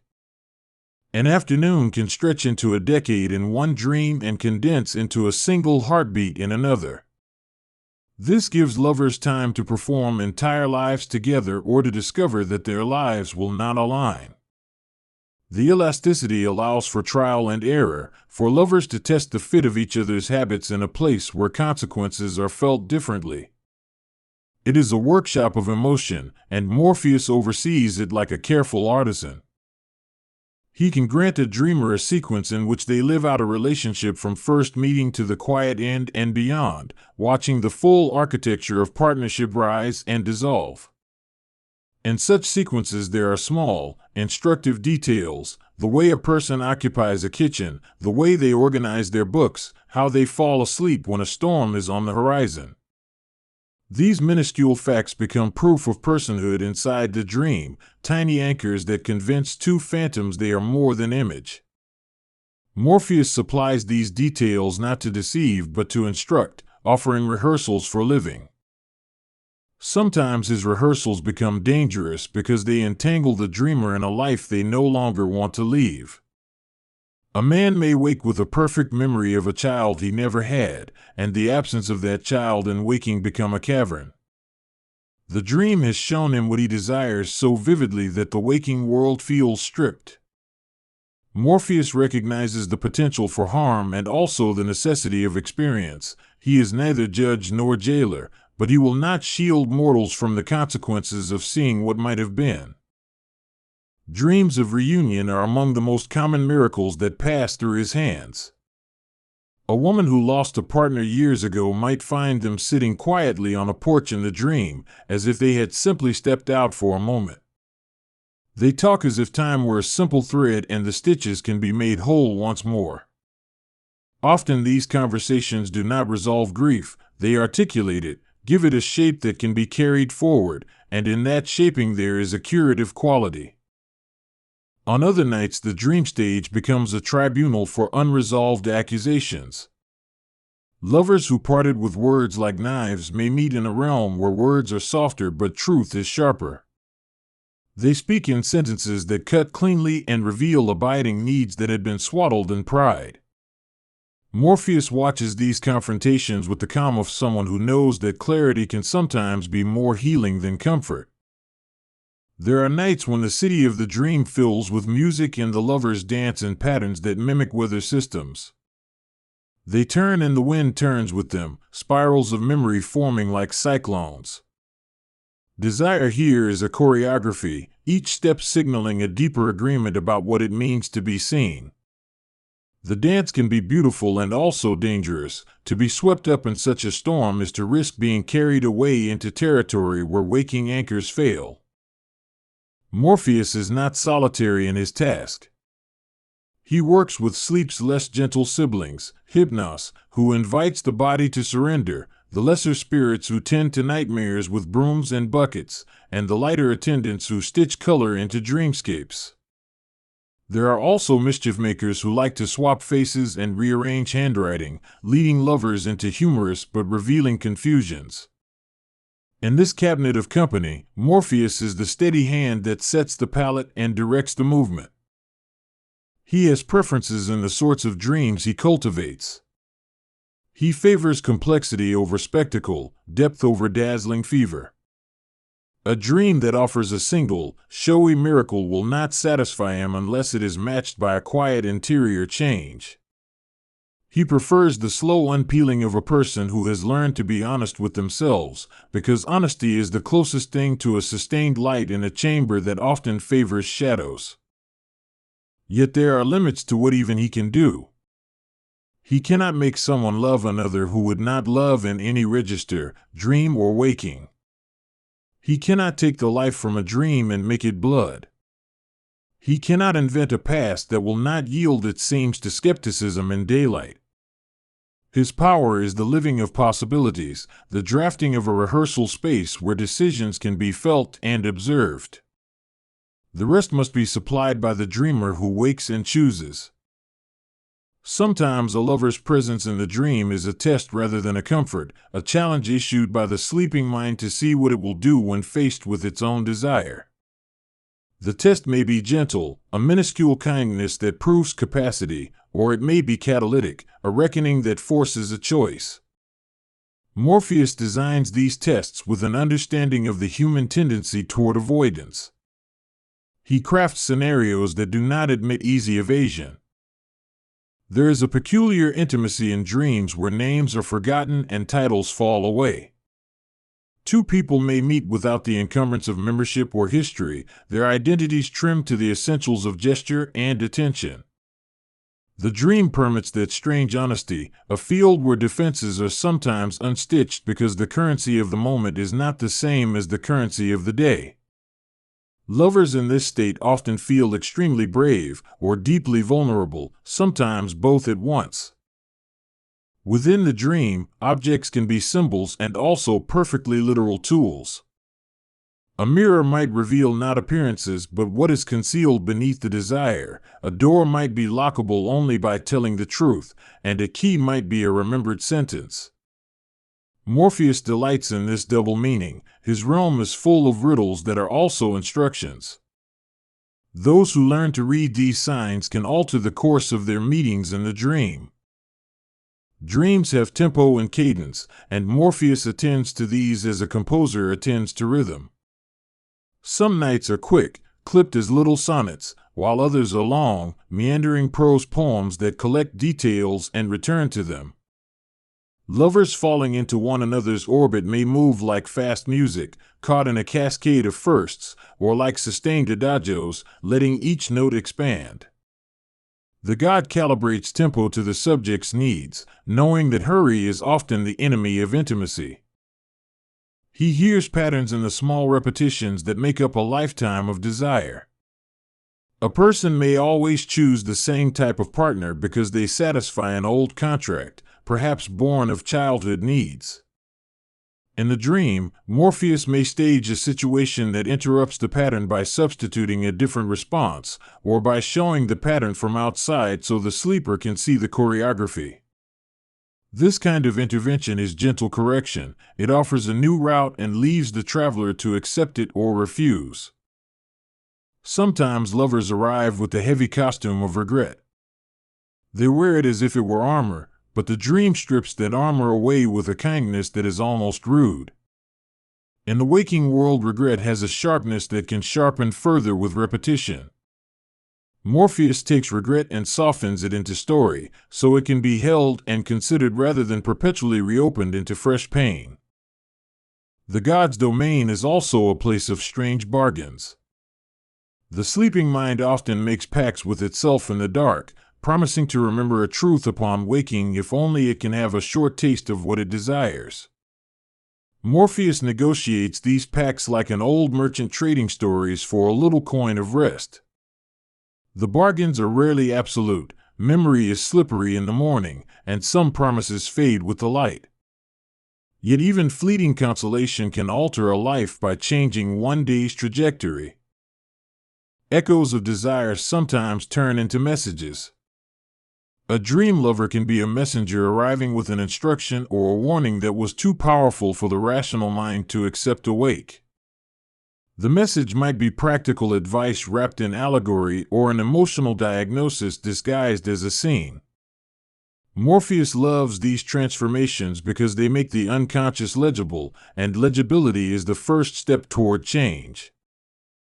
There are also dreams that serve as rehearsals for courage. A person afraid of leaving a relationship might be given a simulation in which they find the language needed to speak, or the view to see what remains of themselves. In these trials, the loved one might be kindly and receptive or startlingly indifferent, because courage is a skill that requires testing in multiple scenarios. Morpheus sets such stages not to trick but to build muscle memory for action. Sometimes the dream lingers on the body in a way that wakes the sleeper with a trembling or a smile, as if a lover's hand had brushed the skin for real. These remained sensations can haunt the waking day, coloring coffee, commute, the fold of a newspaper. People describe these as miracles or as cruel jokes, depending on how the body interprets absence. Yet even when such sensations cause ache, they often teach attention to subtleties that were previously overlooked. Dreams also contain the small mercies that are easy to miss. An ex-lover may appear to say something that the waking world never permitted, a humility that humbles or a gratitude that heals. Even a single phrase uttered in the dream can rearrange a person's appetite for the future. Morpheus knows the value of a single good sentence, and sometimes he will give one to a sleeper like a lodestar. There are nights when lovers in the dream become architects together, building improbable houses out of shared memory and desire. Each room represents a strategy or a confession, windows frame regrets, and doors conceal reconciliations. These houses are often impossible to map in waking terms because their geometry answers to emotion rather than logic.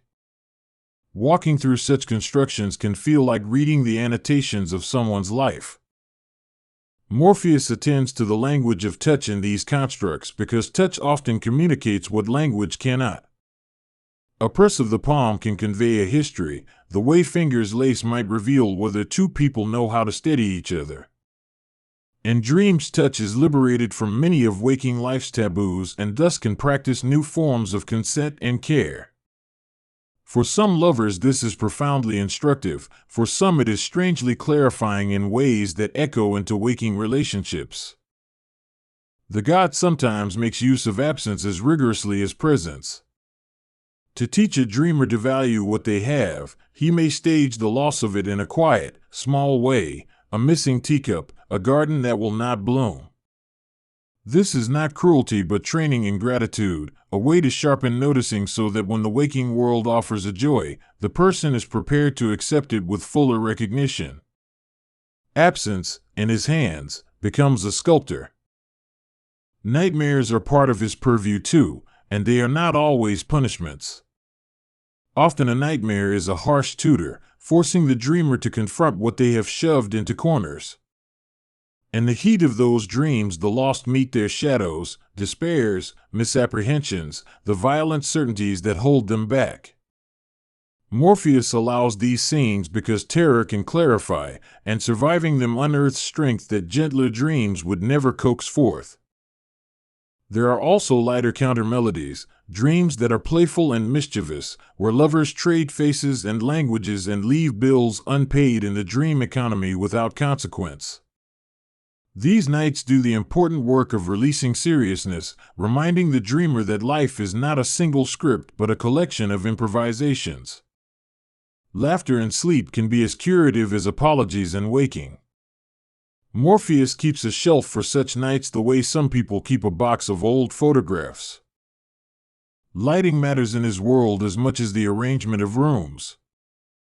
A dream's color can tell a lover how to proceed: amber for memory, blue for longing, red for immediate urgency. He paints the skies of dreams in tonalities that suggest mood rather than meteorology. The hues act like signage that helps dreamers orient themselves without the heavy hand of instruction. Sounds are a currency in Morpheus's market. A lover's whisper can be heavy as law. A street seller's cry can be a memory of another city. Music travels through the dreamscape like a river, sometimes drowning scenes with its insistence, sometimes carrying them gently downstream. The god attends to the acoustics because sound is how some lessons are best delivered. A single melody can unlock an entire history. Objects of longing in the dream carry a durability that surprises people when they wake. A ring that is found in a patch of dark ivy will feel as real as if it were mined and hammered. Morpheus allows these objects to act as anchors, tactile proofs of the inner life. But he is careful not to let attachment to such tokens become an idol. Often they are tests to see whether the lover can hold love without clinging to artifacts of feeling. The god's domain encourages multiplicity. A lover might meet versions of a beloved: the version they were as a teenager, the version they might be at 70, a monstrous version that contains every criticism. Each meeting is a study in empathy, asking the dreamer to practice love across permutations. Sometimes these multiplicities reconcile internal contradictions, and sometimes they highlight them, but in both outcomes clarity accrues. Dreams often rearrange geography to reflect inner states. Hills might become questions, rivers become memory streams. Lovers might cross bridges that were built of regret and find themselves paying tolls with apologies. This cartography is intimate and dangerous because the maps they make are as honest as the hearts that forged them. Morpheus watches the cartography like a gardener watches patterns of growth. There are crossroads in his world where decisions pile up and wait like unpressed flowers. Lovers arrive at these crossroads carrying the weight of future lives, and sometimes they choose paths that are entirely surprising.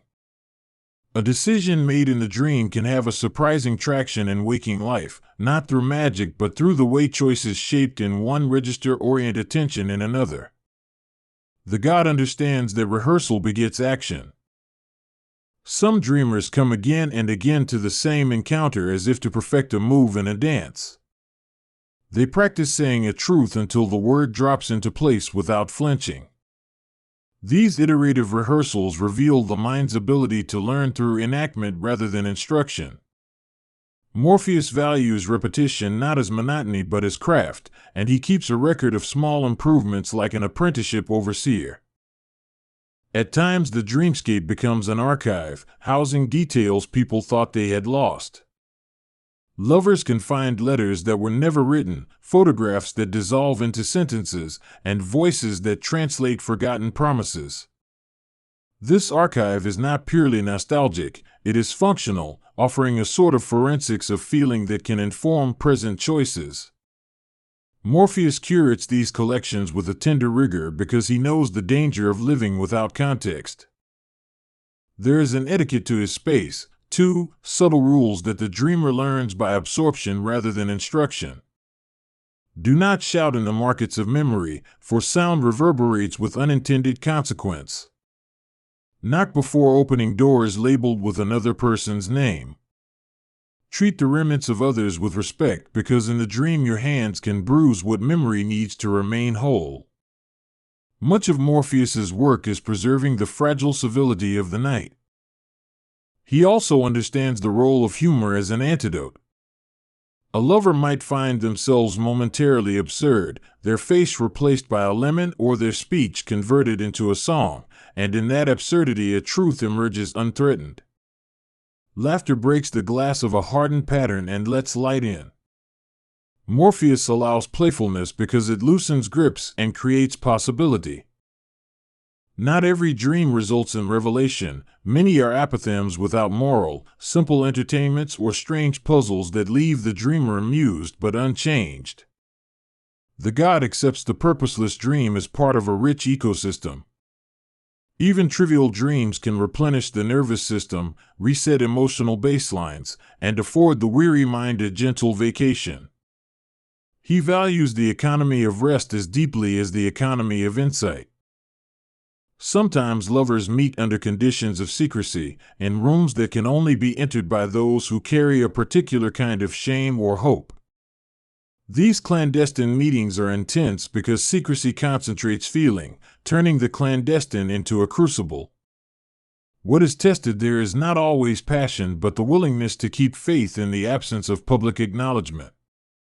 Morpheus honors such faith because some promises are tenderest when unexposed to the daylight of judgment.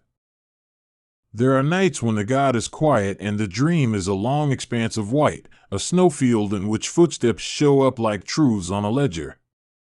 Lovers crossing that field see the tracks they leave and sometimes alter them on purpose.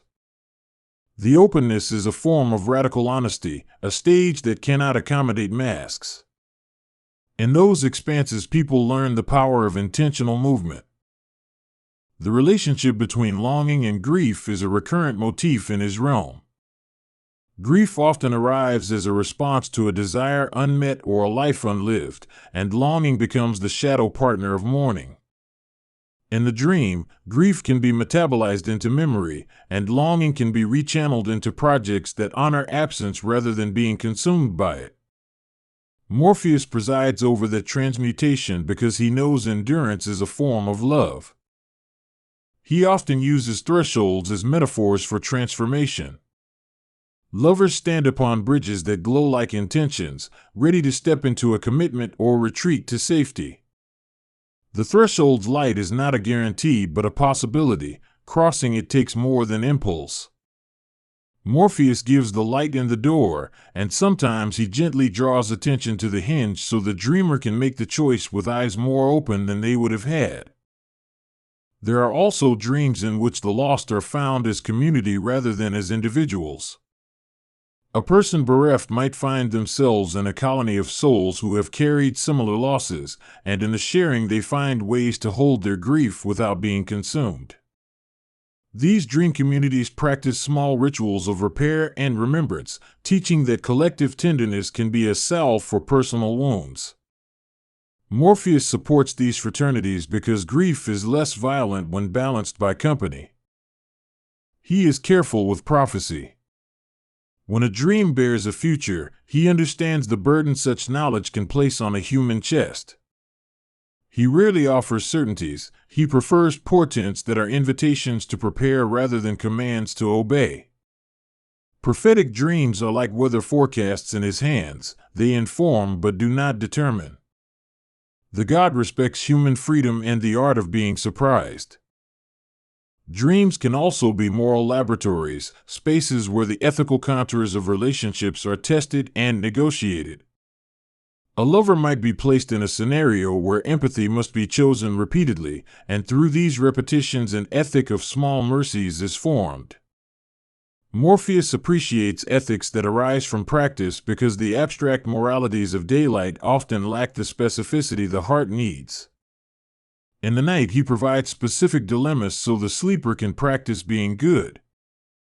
There is a tenderness in the way the god handles those who are newly in love, as if he recognizes the fragility of beginnings. He frames scenes in soft lighting so that fumbling does not become disaster, and he provides aids in the dream, gestures and phrases that help lovers express affection without pretension. These aids are like primer, applied to a surface before the paint. Their effect is to make the beginning less brittle and more durable.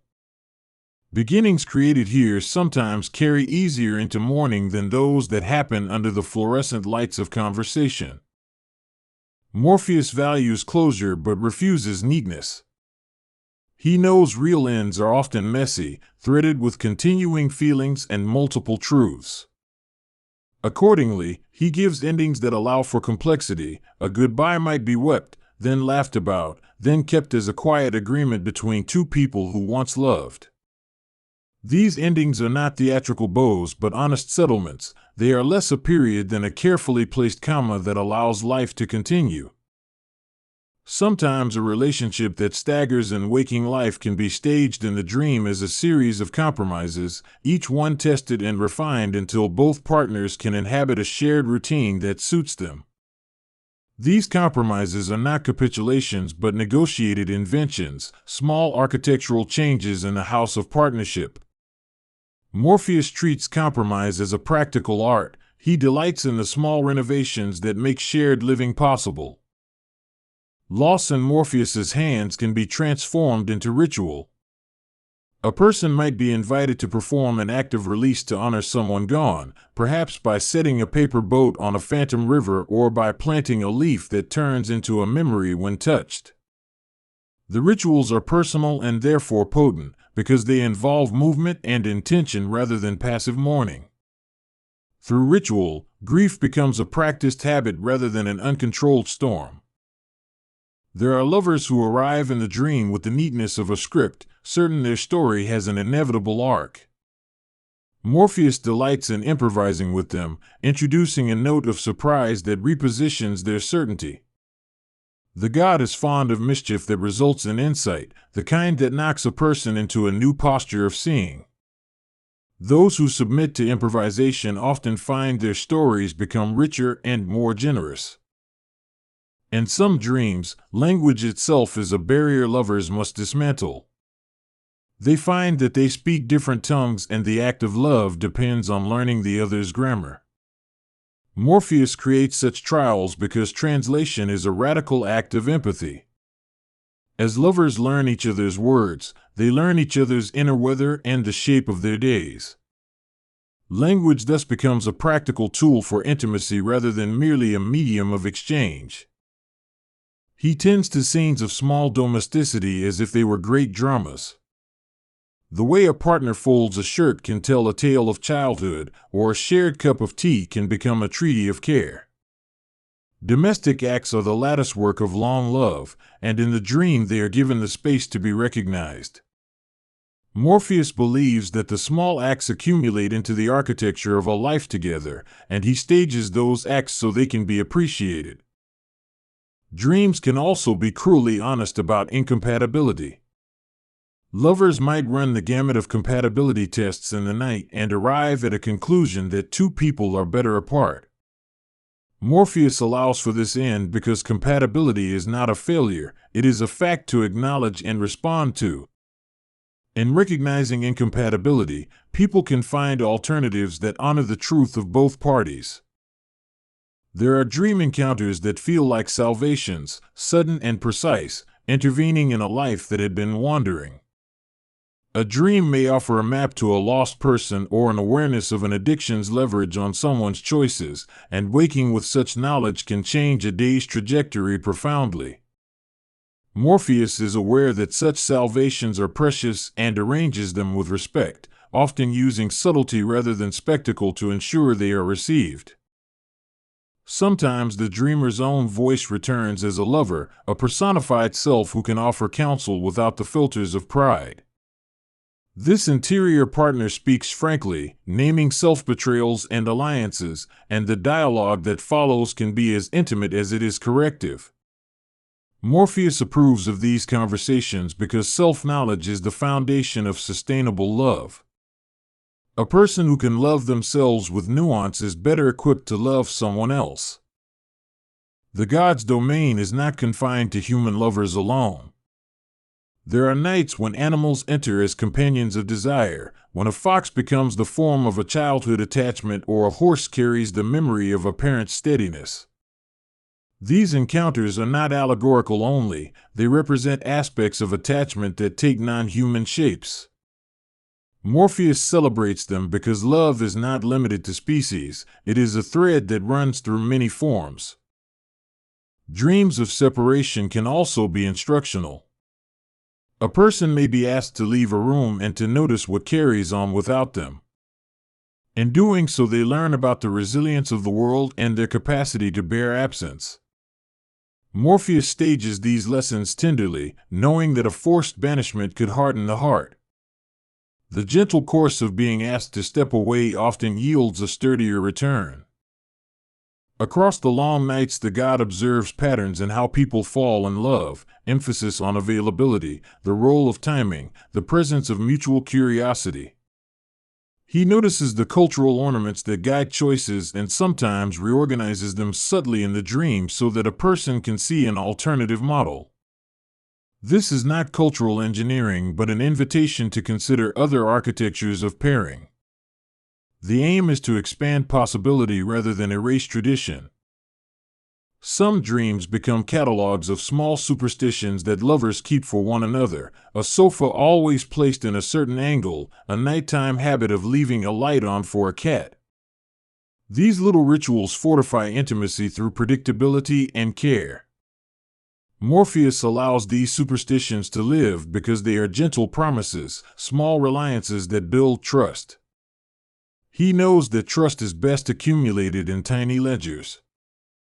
At dawn, when the dream dissolves like salt water in warm light, there is often a residue that the dreamer carries into the day. It may be a mood, a sentence, a plan, or a wound. That residue is the god's quiet legacy, not coercion but suggestion, not decree but counsel. How a person honors that residue is a matter of waking will. To those who are attentive, Morpheus sometimes sends a recurring symbol as a guide. It might be a tune, a color, a particular garment that appears when the dreamer needs orientation. The recurring element acts like a compass rose, pointing toward a lesson or a readiness. He dispatches these tokens sparingly because too many compasses lead to paralysis. Among the many lessons he offers is the idea that longing is not the opposite of contentment but often its companion. The two can exist in tandem if one learns to hold desire without letting it dominate. Morpheus teaches restraint and expansion in the same breath, showing how a person may pursue beauty without impoverishing themselves on longing.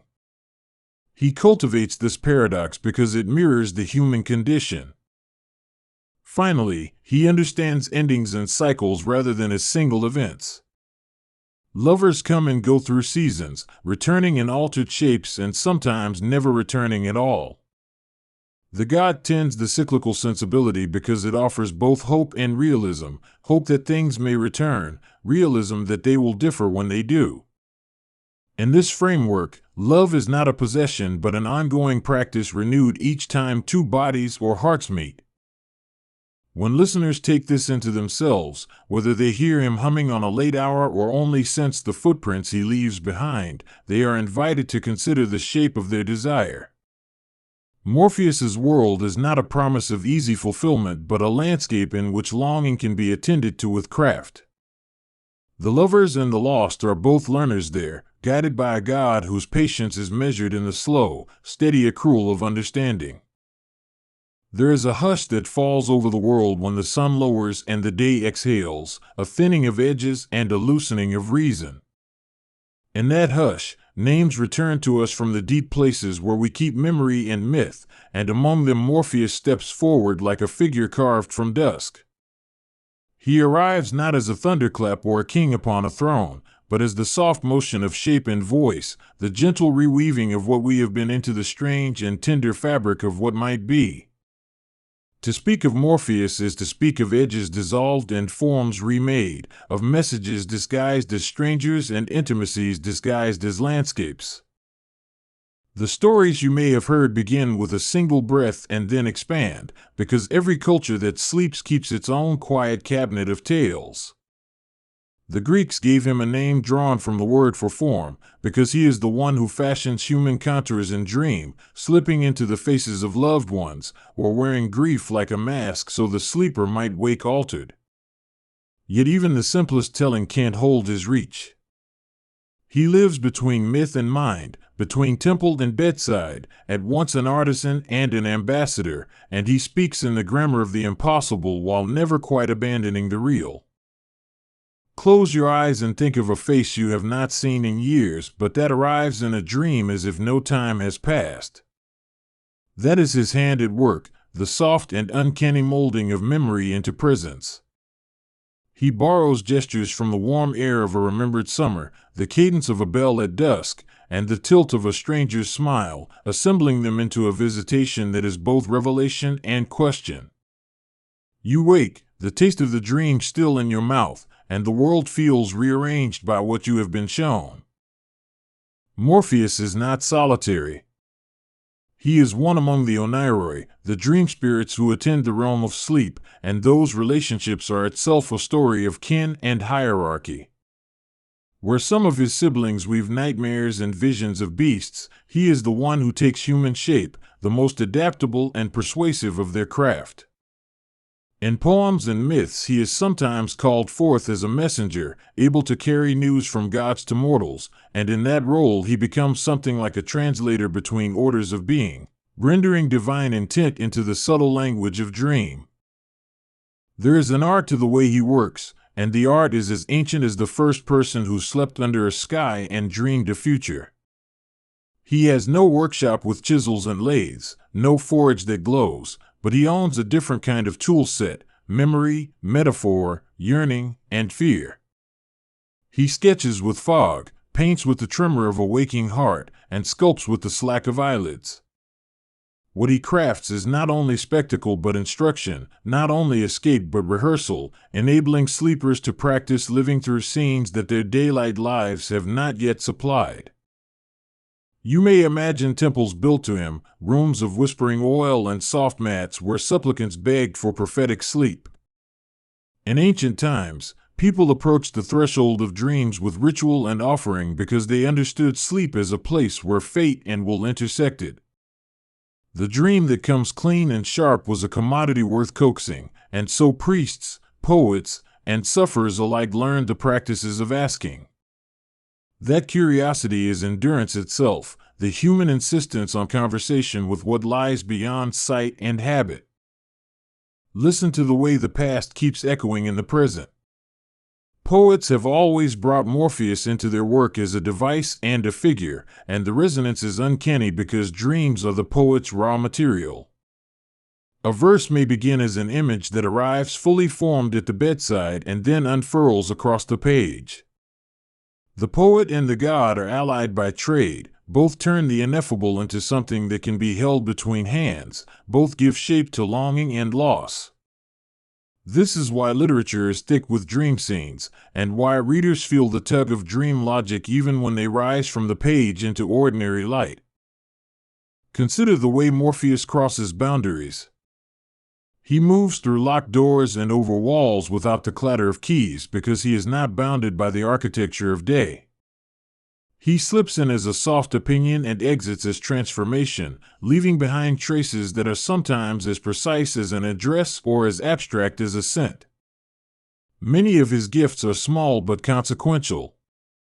A detail remembered, a decision made upon waking, a face forgiven because in sleep you rehearsed mercy. These are the subtle revolutions he engineers. In the hush that follows a long stretch of wakefulness, Morpheus seems to deepen in the minds of those who watch the night closely. Not everyone believes in gods made of sleep, but almost everyone has felt the shift that comes when dream alters the course of waking life. Sometimes a dream is a prophecy, in the old sense of a truth revealed before its time, and sometimes it is a rehearsal or a warning. Even when it fails to map events, it maps the psyche, and this capacity to reflect inner landscape back into outer choice is a form of power all its own. Across the centuries, healers and seekers tried to harness this power. There were rituals to invite welcoming dreams and methods to repel nightmares, all of them earnest attempts to negotiate with forces that operate beneath conscious will. Herbs were curated in chants intoned not because people misunderstood sleep, but because they recognized its sacredness. The boundary between medicine and magic was porous, because both sought to restore balance to a person whose nights had gone wild or cruel, and both depended on the assumption that dreaming could be guided. In the modern world, the language changes but the essence remains. Neuroscience speaks of REM cycles and neural networks, mapping electrical storms and chemical tides, while the myth remembers the mythic hand. Each discipline tries to render the invisible legible, whether by chart or by legend. There is solace in both. The scientist reveals the mechanics of how images flicker and recombine, and the mythmaker keeps alive the moral and imaginative truths that statistics cannot capture. Together they make a fuller portrait of why dreams matter. What of the dreams themselves, those private theaters that reopen each night? They can be kind, cruel, hilarious, or mundane, and often they are all of these within a single scene. A dream can start with an ordinary choice and turn solipsistic, as if the dreamer has stepped into an allegory where every object has meaning. Morpheus delights in this elasticity, shaping moments so that they are both intimate and emblematic, inviting sleepers to read their lives anew in the language of symbol and sensation. There are times when Morpheus is mischievous. He delights in irony and will sometimes give a prophetic image wrapped in the ridiculous, forcing the sleeper to wake laughing or bewildered. This playfulness is not cruelty but pedagogy. By disguising truth within jest, he evades the defenses of the rational mind and implants a seed that may germinate in waking thought. The god's humor is a gentle test of humility, an insistence that we do not run the whole show even when we think we do. Yet he is not only a benign trickster. His realm holds shadow as well, and the darker dreams have their own purpose. A nightmare may be a siren, but it can also be a sentinel, alerting us to unresolved wounds or unowned anger. Ancient cultures often treated night terrors as communications, and they sought to decode their grammar. In modern terms, we can say that trauma coaxes the brain to replay certain scenes until they are integrated or until the sleeper can approach them with a new perspective. Morpheus is indifferent to comfort sometimes because discomfort is a lever that prompts movement. As story spreads, Morpheus evolves. In some accounts he is solitary and intentional, in others a background force among many, and in yet others a name attached to an entire industry of dream work. That flexibility is essential to his survival as a figure in human culture, because each age needs its own dream logic. The ancients turned toward the gods and temples, romantics invoked dreams as sacred inspiration, and modern practitioners of dream incubation borrow from both traditions while adding their own insights. The god endures because he can be refitted without losing his axis of meaning. There are intimate stories of conversion too, of people who began as skeptics and found themselves sidelined by the silent authority of the night. A scientist who once mocked pre-modern dream rituals may, after a night of strange clarity, begin to appreciate the symbolic force of what he once dismissed. A person grieving a loss may find consolation in a dream that allows for a final conversation. These are private encounters, barely visible in the daylight, but they are the mortar by which the myth is rebuilt on human experience. In practical terms, engaging with Morpheus's realm requires patience and curiosity. One does not compel the god with dictation so much as open a tiny door and wait for him to enter. Practices like keeping a dream journal, creating a quiet ritual before sleep, or setting an intention for the night are ways of creating a hospitable environment. None guarantee the arrival of revelation, but they increase the possibility of remembering and thereby cooperating with the mind's nocturnal work. Remembering a dream is the beginning of translation. It lets the sleeper bring the night's embassy into the council of the day. It is tempting to think of Morpheus as solely an aesthetic force, a maker of beautiful illusions, but his legacy is also deeply ethical. Dreams often press us toward choices we have been avoiding, and sometimes they call us to acts of courage or compassion that the rational will balk at. The ethical dimension is subtle. A dream might teach a person to see another's pain, or to confront a small hypocrisy, or to relinquish an attachment that has calcified into cruelty. In this way, dreaming participates in moral education, a slow shaping of heart and habit that occurs out of sight. Artists have long mined dream imagery because it cuts through the noisy business of ordinary meaning. Painters study the slippage of scale from one dream object to another. Writers adopt the disjunctive logic that stitches a childhood kitchen to a city street in a single breath, and filmmakers use montage to approximate the associative leaps of sleep. Morpheus is the patron saint of such work, not because he hands artists ready-made masterpieces, but because he supplies raw material that artists then transmute. The collaboration between dream and craft produces the cultural artifacts that, in turn, reintroduce dream logic into public life. There is also a politics to dreaming, often overlooked because politics prefers the daylight. Under oppressive regimes, when speech is dangerous and dissent is policed, dreams become a private theater for claims that cannot be aired. People imagine different worlds, rehearse resistance in the dark, and keep alive possibilities that the waking order seeks to crush. On the other hand, rulers have sometimes attempted to weaponize dream, commissioning visionary art that aligns with propaganda. Morpheus remains ambivalent to sovereignty. He lends his forms to those who seek truth, but his allegiance is to the interior life rather than to any flag. Children are particularly close to his influence because they default to a porous relationship with reality.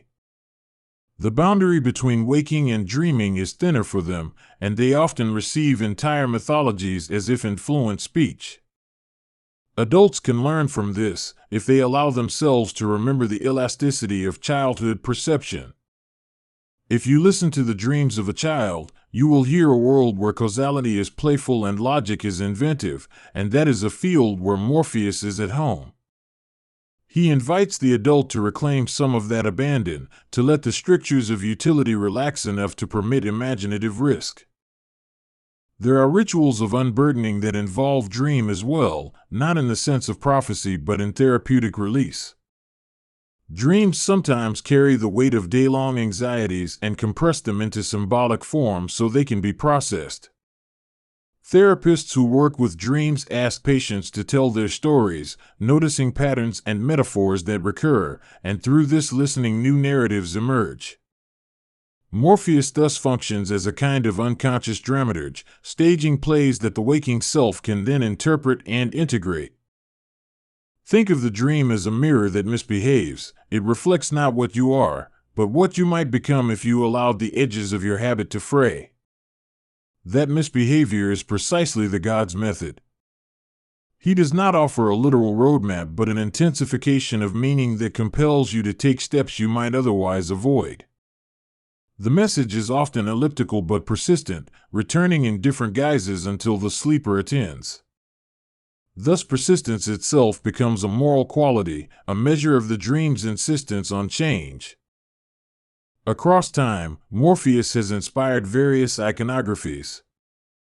Artists paint him with poppies, a plant long associated with sleep, or with wings, suggesting the ease with which he traverses air and threshold.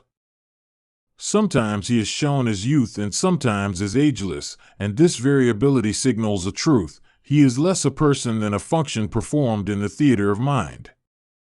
The symbols around him are not ornaments but shorthand for capacities we recognize: sedation, transition, and the leap between forms. These images help cultures remember what otherwise might remain an ephemeral experience. There are also darker rituals, where people attempted to coerce dreams for personal gain, seeking oracles to foresee the future or to manipulate others. Such practices raise ethical problems, because they try to instrumentalize the interior world for ends that often harm. It is no surprise that myths caution against such hubris. The dream domain resists conquest, and when people attempt to dominate it, they often end by becoming the subject of the very nightmares they sought to command. Morpheus, being the keeper of transformation, punishes the prideful not with wrath but with lessons that demand humility. Ecology and dream have an intimate and underrated rapport. The natural world participates in the shaping of nocturnal scenes, because the mind borrows its metaphors from the environment in which a person sleeps. A person who grows up among pines dreams differently than a person raised in a city, and the gods of those dreams mirror landscapes and domestic architecture. Morpheus, then, is not merely a tenant of a universal realm but a mirror that adapts to local vernaculars, remaking his work from the clay of place and habit. There is a persistent myth that one can learn to command dreams completely, becoming a lucid architect of sleep. Lucid dreaming is real enough as a phenomenon. Some people can recognize they are dreaming and steer the scene. Yet even lucidity is partial, and the God who enjoys paradox will sometimes subvert the dreamer's plan simply to remind them that control is always shared. In those moments, the dreamer learns new humility, discovering that cooperation with the unconscious is more fertile than attempted dominion.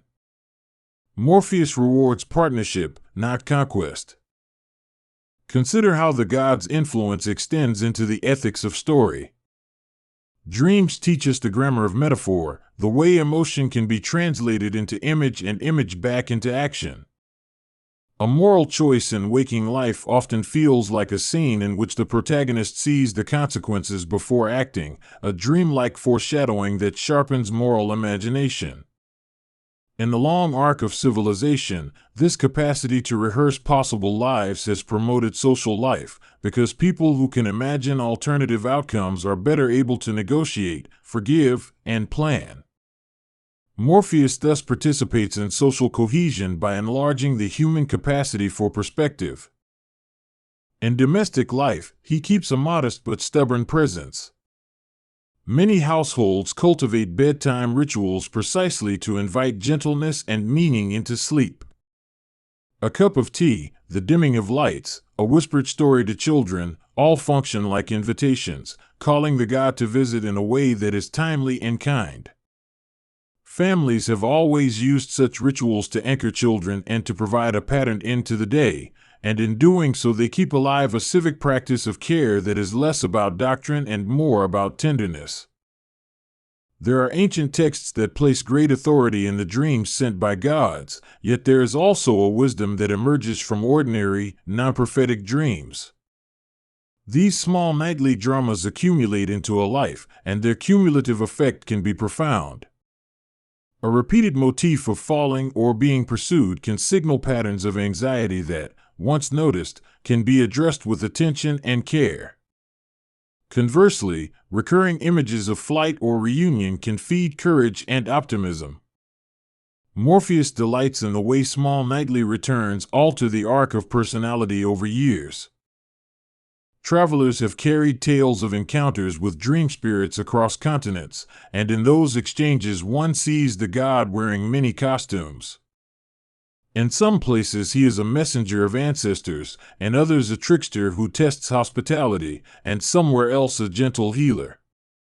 This plurality does not deny the unity of his function, rather, it enriches it. The god speaks in many tongues because he negotiates with the most local of faculties, the individual imagination, and that imagination always speaks in the dialects of its home. There is a phenomenological mystery at the heart of dreaming, a question about where the images come from and why they sometimes bear such clear instruction. Miracles of cognition occur when disparate memories recombine into an image that solves a problem or provides a creative insight. Scientists study neural recombination, and artists study associative leaps, but the experience feels like communication from elsewhere because it bypasses conscious deliberation. Morpheus, in myth, is that elsewhere, the name we give to the experience of sudden, non-rational insight that nonetheless changes the way we act. Sometimes dreams are communal, shared in some way among people who sleep near one another or who are bound by strong emotional tie. Collective dreams have been reported in groups in times of crisis or celebration, and they perform a social function similar to that of public rituals. If a town shares an image of a river overflowing, it may galvanize collective action. If a family dreams a shared reunion, it may bind relationships more tightly. Morpheus thus operates not only as a private artisan but as a potential weaver of public sentiment, knitting individual nights into a common tapestry. The modern era has seen attempts to commercialize dream, from pay-for-vision services to technologies that claim to induce particular dream types. These endeavors reflect both genuine curiosity and a hunger for control. The god, who has always been resistant to commodification, does not submit neatly to market forces. In every attempt to make dream predictable, there is a counterforce of unpredictability, a reminder that some domains of life remain immune to total rationalization. The market can offer tools, but it cannot capture the mystery. There are narratives of conversion where a skeptic becomes a believer through repetition rather than revelation. A scientist may measure REM and dismiss the poetic, but after years of listening to patterns in patients' dreams, she may grow to respect the truth that stories encode. Conversion in this sense is a slow realignment of categories, an acknowledgement that the interior society of images carries knowledge different from empirical data but no less valuable. Morpheus's ministry is patient. He works over decades as much as over single nights. Consider the shape of a dream memory years after the event. A single nocturnal image can function as a relic, carrying the emotional weight of a period of life and returning to the mind like a bell. Lovers sometimes exchange stories of dreams that clarified or confirmed feelings, while survivors tell how a recurring dream helped them find language for pain.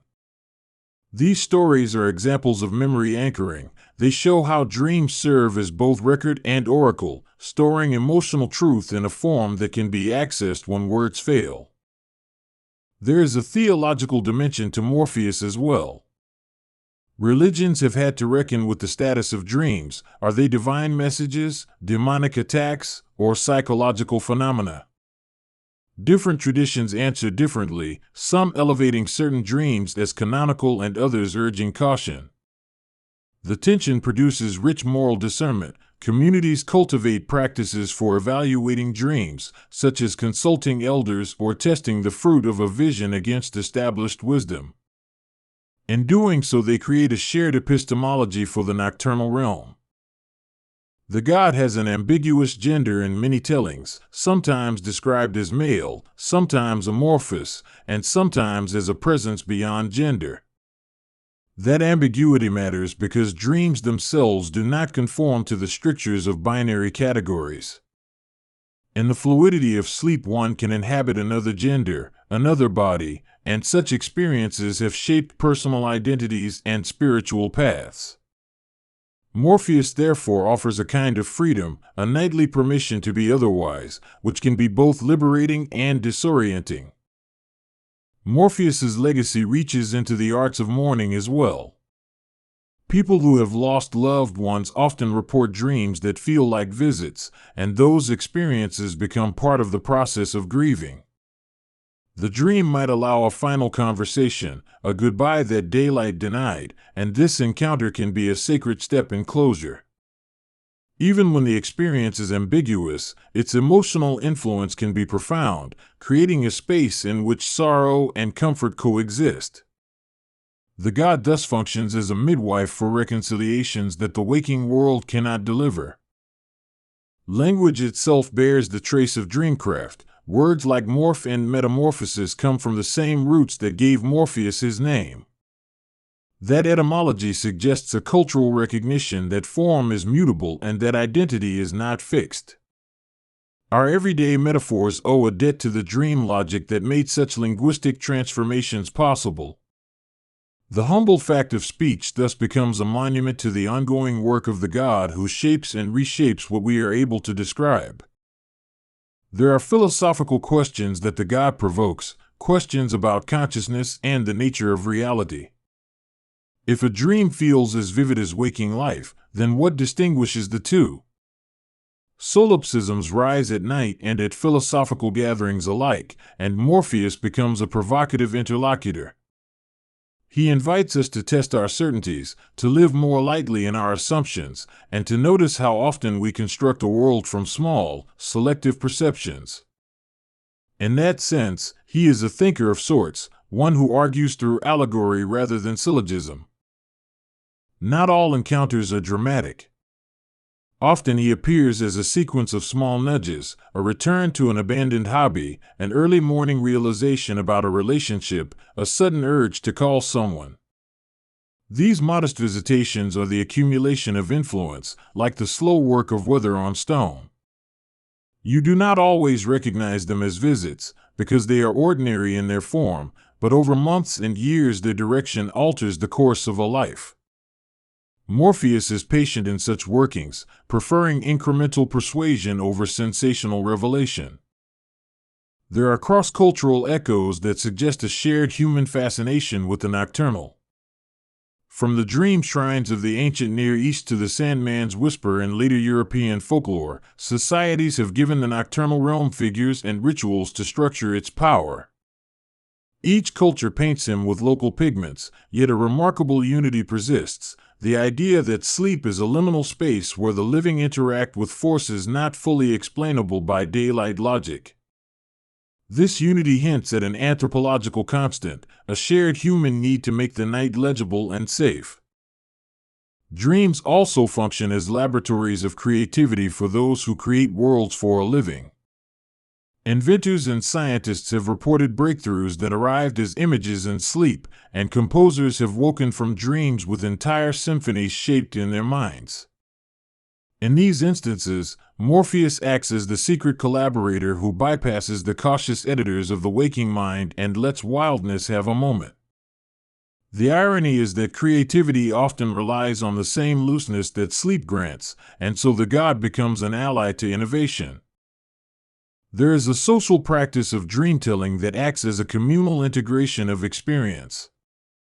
Sharing dreams in small circles can be a way of making private imagery public and thereby subject to interpretation and support. It takes courage to recount a dream because dreams often contain vulnerabilities, yet this vulnerability can be transformed into compassion when it is heard. The communal ritual of listening to dreams can therefore become a practice of mutual care, building networks of sympathy that extend the work of the god into the social realm. As technology changes our nights, the relationship with Morpheus adapts.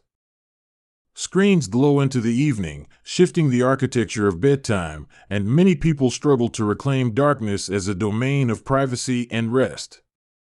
Yet even amidst the flicker of devices, dreams persist, perhaps even more insistently, as if the interior world pushes back against external noise. Practices for reclaiming night include dimming devices, creating quiet rituals, and fostering environments that allow the imagination to roam. The god thereby becomes a figure invested in reclamation as much as in visitation. Modern psychotherapy has integrated dream work in various ways, ranging from Freudian analysis to Jungian amplification to contemporary narrative approaches. Each method treats dreams as texts to be read, but they differ on whether dreams primarily express repressed desire, collective archetypes, or living personal narratives. Regardless of interpretation, therapeutic engagement with dreams often leads to meaningful change because it helps individuals translate symbolic knowledge into practical action. Morpheus thus participates indirectly in healing practices, supplying material for interpretation and transformation. There is a moral humility that the dream encourages, an acceptance of the fact that one is not always self-authoring. Nightly dreams remind us of the myriad forces that shape our thought and feeling, from inherited narratives to bodily rhythms. That admission can be unsettling, but it is also freeing, because it dissolves the temptation to overestimate one's competence to control every part of life. Morpheus, by reminding us of the unconscious, grants a kind of truce with the unknown, encouraging patience and curiosity rather than panic. The god's presence can be ceremonial as well as intimate. Festivals dedicated to sleep and dreams once flourished in various cultures, gatherings where people sought collective visions or where communities honored nocturnal benefactors. These festivals recognized that dreaming had communal as well as individual stakes, and they institutionalized practices of care. While the large-scale rituals have faded in many places, their echo remains in contemporary retreats and workshops where people gather to explore dream life together. Dreams sometimes serve as ethical mirrors in the sense that what we dream reveals our unexamined values. A recurring dream in which one harms another may indicate suppressed aggression, while a recurring dream of rescue may reveal a deep desire to be needed. These images are not capitalist commodities nor mere entertainment. They are indicators that deserve thoughtful attention. Morpheus thus functions as an ethical mirror, one that reflects not only what we do but what animates our desires and fears. Artists and scholars who study myth find in Morpheus a central motif for exploring the human imagination. He is a bridge between narrative and experience, a figure around whom questions of meaning orbit. In academic study, his presence allows conversations between disciplines, literature, psychology, anthropology, to converge because dreams themselves are interdisciplinary objects. The god's legacy, then, is both popular and scholarly, affecting everyday lives and intellectual inquiry alike. There are cautionary tales too, stories where a person becomes addicted to dream, preferring the richness of sleep to the demands of life. In such cases, the nocturnal realm becomes a refuge from responsibility and a tool of avoidance. These narratives warn against abdication of life for fantasy, and they underscore that dreams, while valuable, are not substitutes for action. Morpheus, as the craftsman of possibility, is not a guarantor that possibility should be chosen. He offers images, and choosing among them remains the work of the waking self. Historical figures have claimed that their greatest insights were gifts of dream. In some cases, these claims are apocryphal, and others well documented, but the pattern is telling. The dream functions as a backstage where experiments and rehearsals can take place before the public performance of idea and invention. Morpheus assists in staging that rehearsal, allowing minds to play with hypotheses and scenarios. The world has been changed many times by such nocturnal rehearsals, and this makes the god an unlikely partner in progress. To imagine Morpheus as merely a poetic device is to understate his material influence. Sleep affects cognition, memory consolidation, and emotional regulation, and the content of dreams influences mood and decision-making. Thus, the God's realm is not ethereal in the sense of being removed from consequence, rather, it is materially consequential. He is a mediator in the most practical sense, shaping the interior conditions that determine how people behave and what they choose. There is a tenderness in the way Morpheus tends to the small deaths of daily disappointment. A dream might offer consolation by redesigning a failed relationship into a scene where closure occurs, or it might allow the mind to practice grief in a way that makes the waking world livable. These small mercies pile up into resilience, and they are part of the quiet work that sustains life across years. The God's ministry is slow, cumulative, and very rarely dramatic, but it is indispensable. In the arc of generations, myths about Morpheus change tone according to cultural needs. In times of upheaval, he may be invoked as a guide through confusion. In quieter eras, he is a muse for artists and lovers. The pliability of his image is a testament to the vitality of myth itself. Cultures do not keep gods in amber, they remake them to address new anxieties and aspirations, and Morpheus continues to be remade because the questions of sleep and meaning never stop arriving. There are practical ways in which people honor the god today without invoking him by name. Sleep hygiene, attention to rhythm, rituals of rest, and the cultivation of imagination are secular practices that nevertheless reflect the same underlying reverence for the nocturnal. Parents who tell bedtime stories, therapists who work with dream narrative, and artists who mine nocturnal imagery all participate in a living tradition of dream care. In this manner, the god's legacy is preserved not only in myth but in habit and craft. The ethical frame of dreaming invites a certain generosity because it presumes that images can be teachers rather than tyrants. If dream is pedagogy, it asks for interpretation rather than submission, and that requires humility. To read a dream is to entertain multiple meanings, to resist the urge for a single authoritative gloss. Morpheus values interpretive patience, and the best responses to his visitations are curiosity and kindness toward oneself. The god's domain has also been a refuge for queer imagination. In dreams, norms of gender and desire are porous, and sleepers explore identities and loves that might be constrained in waking life. This nocturnal experimentation has historically supported people in forming self-knowledge and in building courage to live more authentically.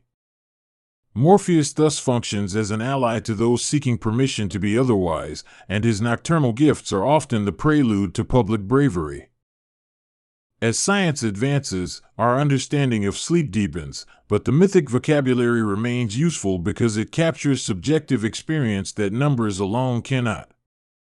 Scientists can map the architecture of sleep and the neural correlates of dreaming, while poets and mythmakers keep alive the felt sense of what those phenomena mean. Together they form a dialogue in which reason and imagination reciprocate. Morpheus is the name we use when we want to remember the poetic dimension of a fact. Eventually, the god's legacy becomes a ledger of human attempts to reckon with mystery. He represents our willingness to accept that not all knowledge must be procedural or immediately actionable. Some knowledge is meditative, symbolic, and nourishing over the long term. The traditions that honor this kind of knowledge are often those that foster resilience, empathy, and a capacious imagination, and in that sense Morpheus is not merely an ancient curiosity but a living ethical resource. There is a quiet way in which the god accompanies the dying as well, appearing in accounts of final dreams that bring comfort or clarity. People nearing death sometimes report visits from deceased loved ones, luminous landscapes, or a feeling of being called home. Those nocturnal experiences can ease the process of letting go, making the final transformation less abrupt and more meaningful. Morpheus in those accounts becomes a gentle midwife again, guiding transition with compassion rather than command. He also serves as a corrective to reductive narratives about human mastery. In a culture obsessed with control, dreams remind us that some powers resist capture. The god offers a salutary lesson that humility in the face of mystery is an important form of wisdom.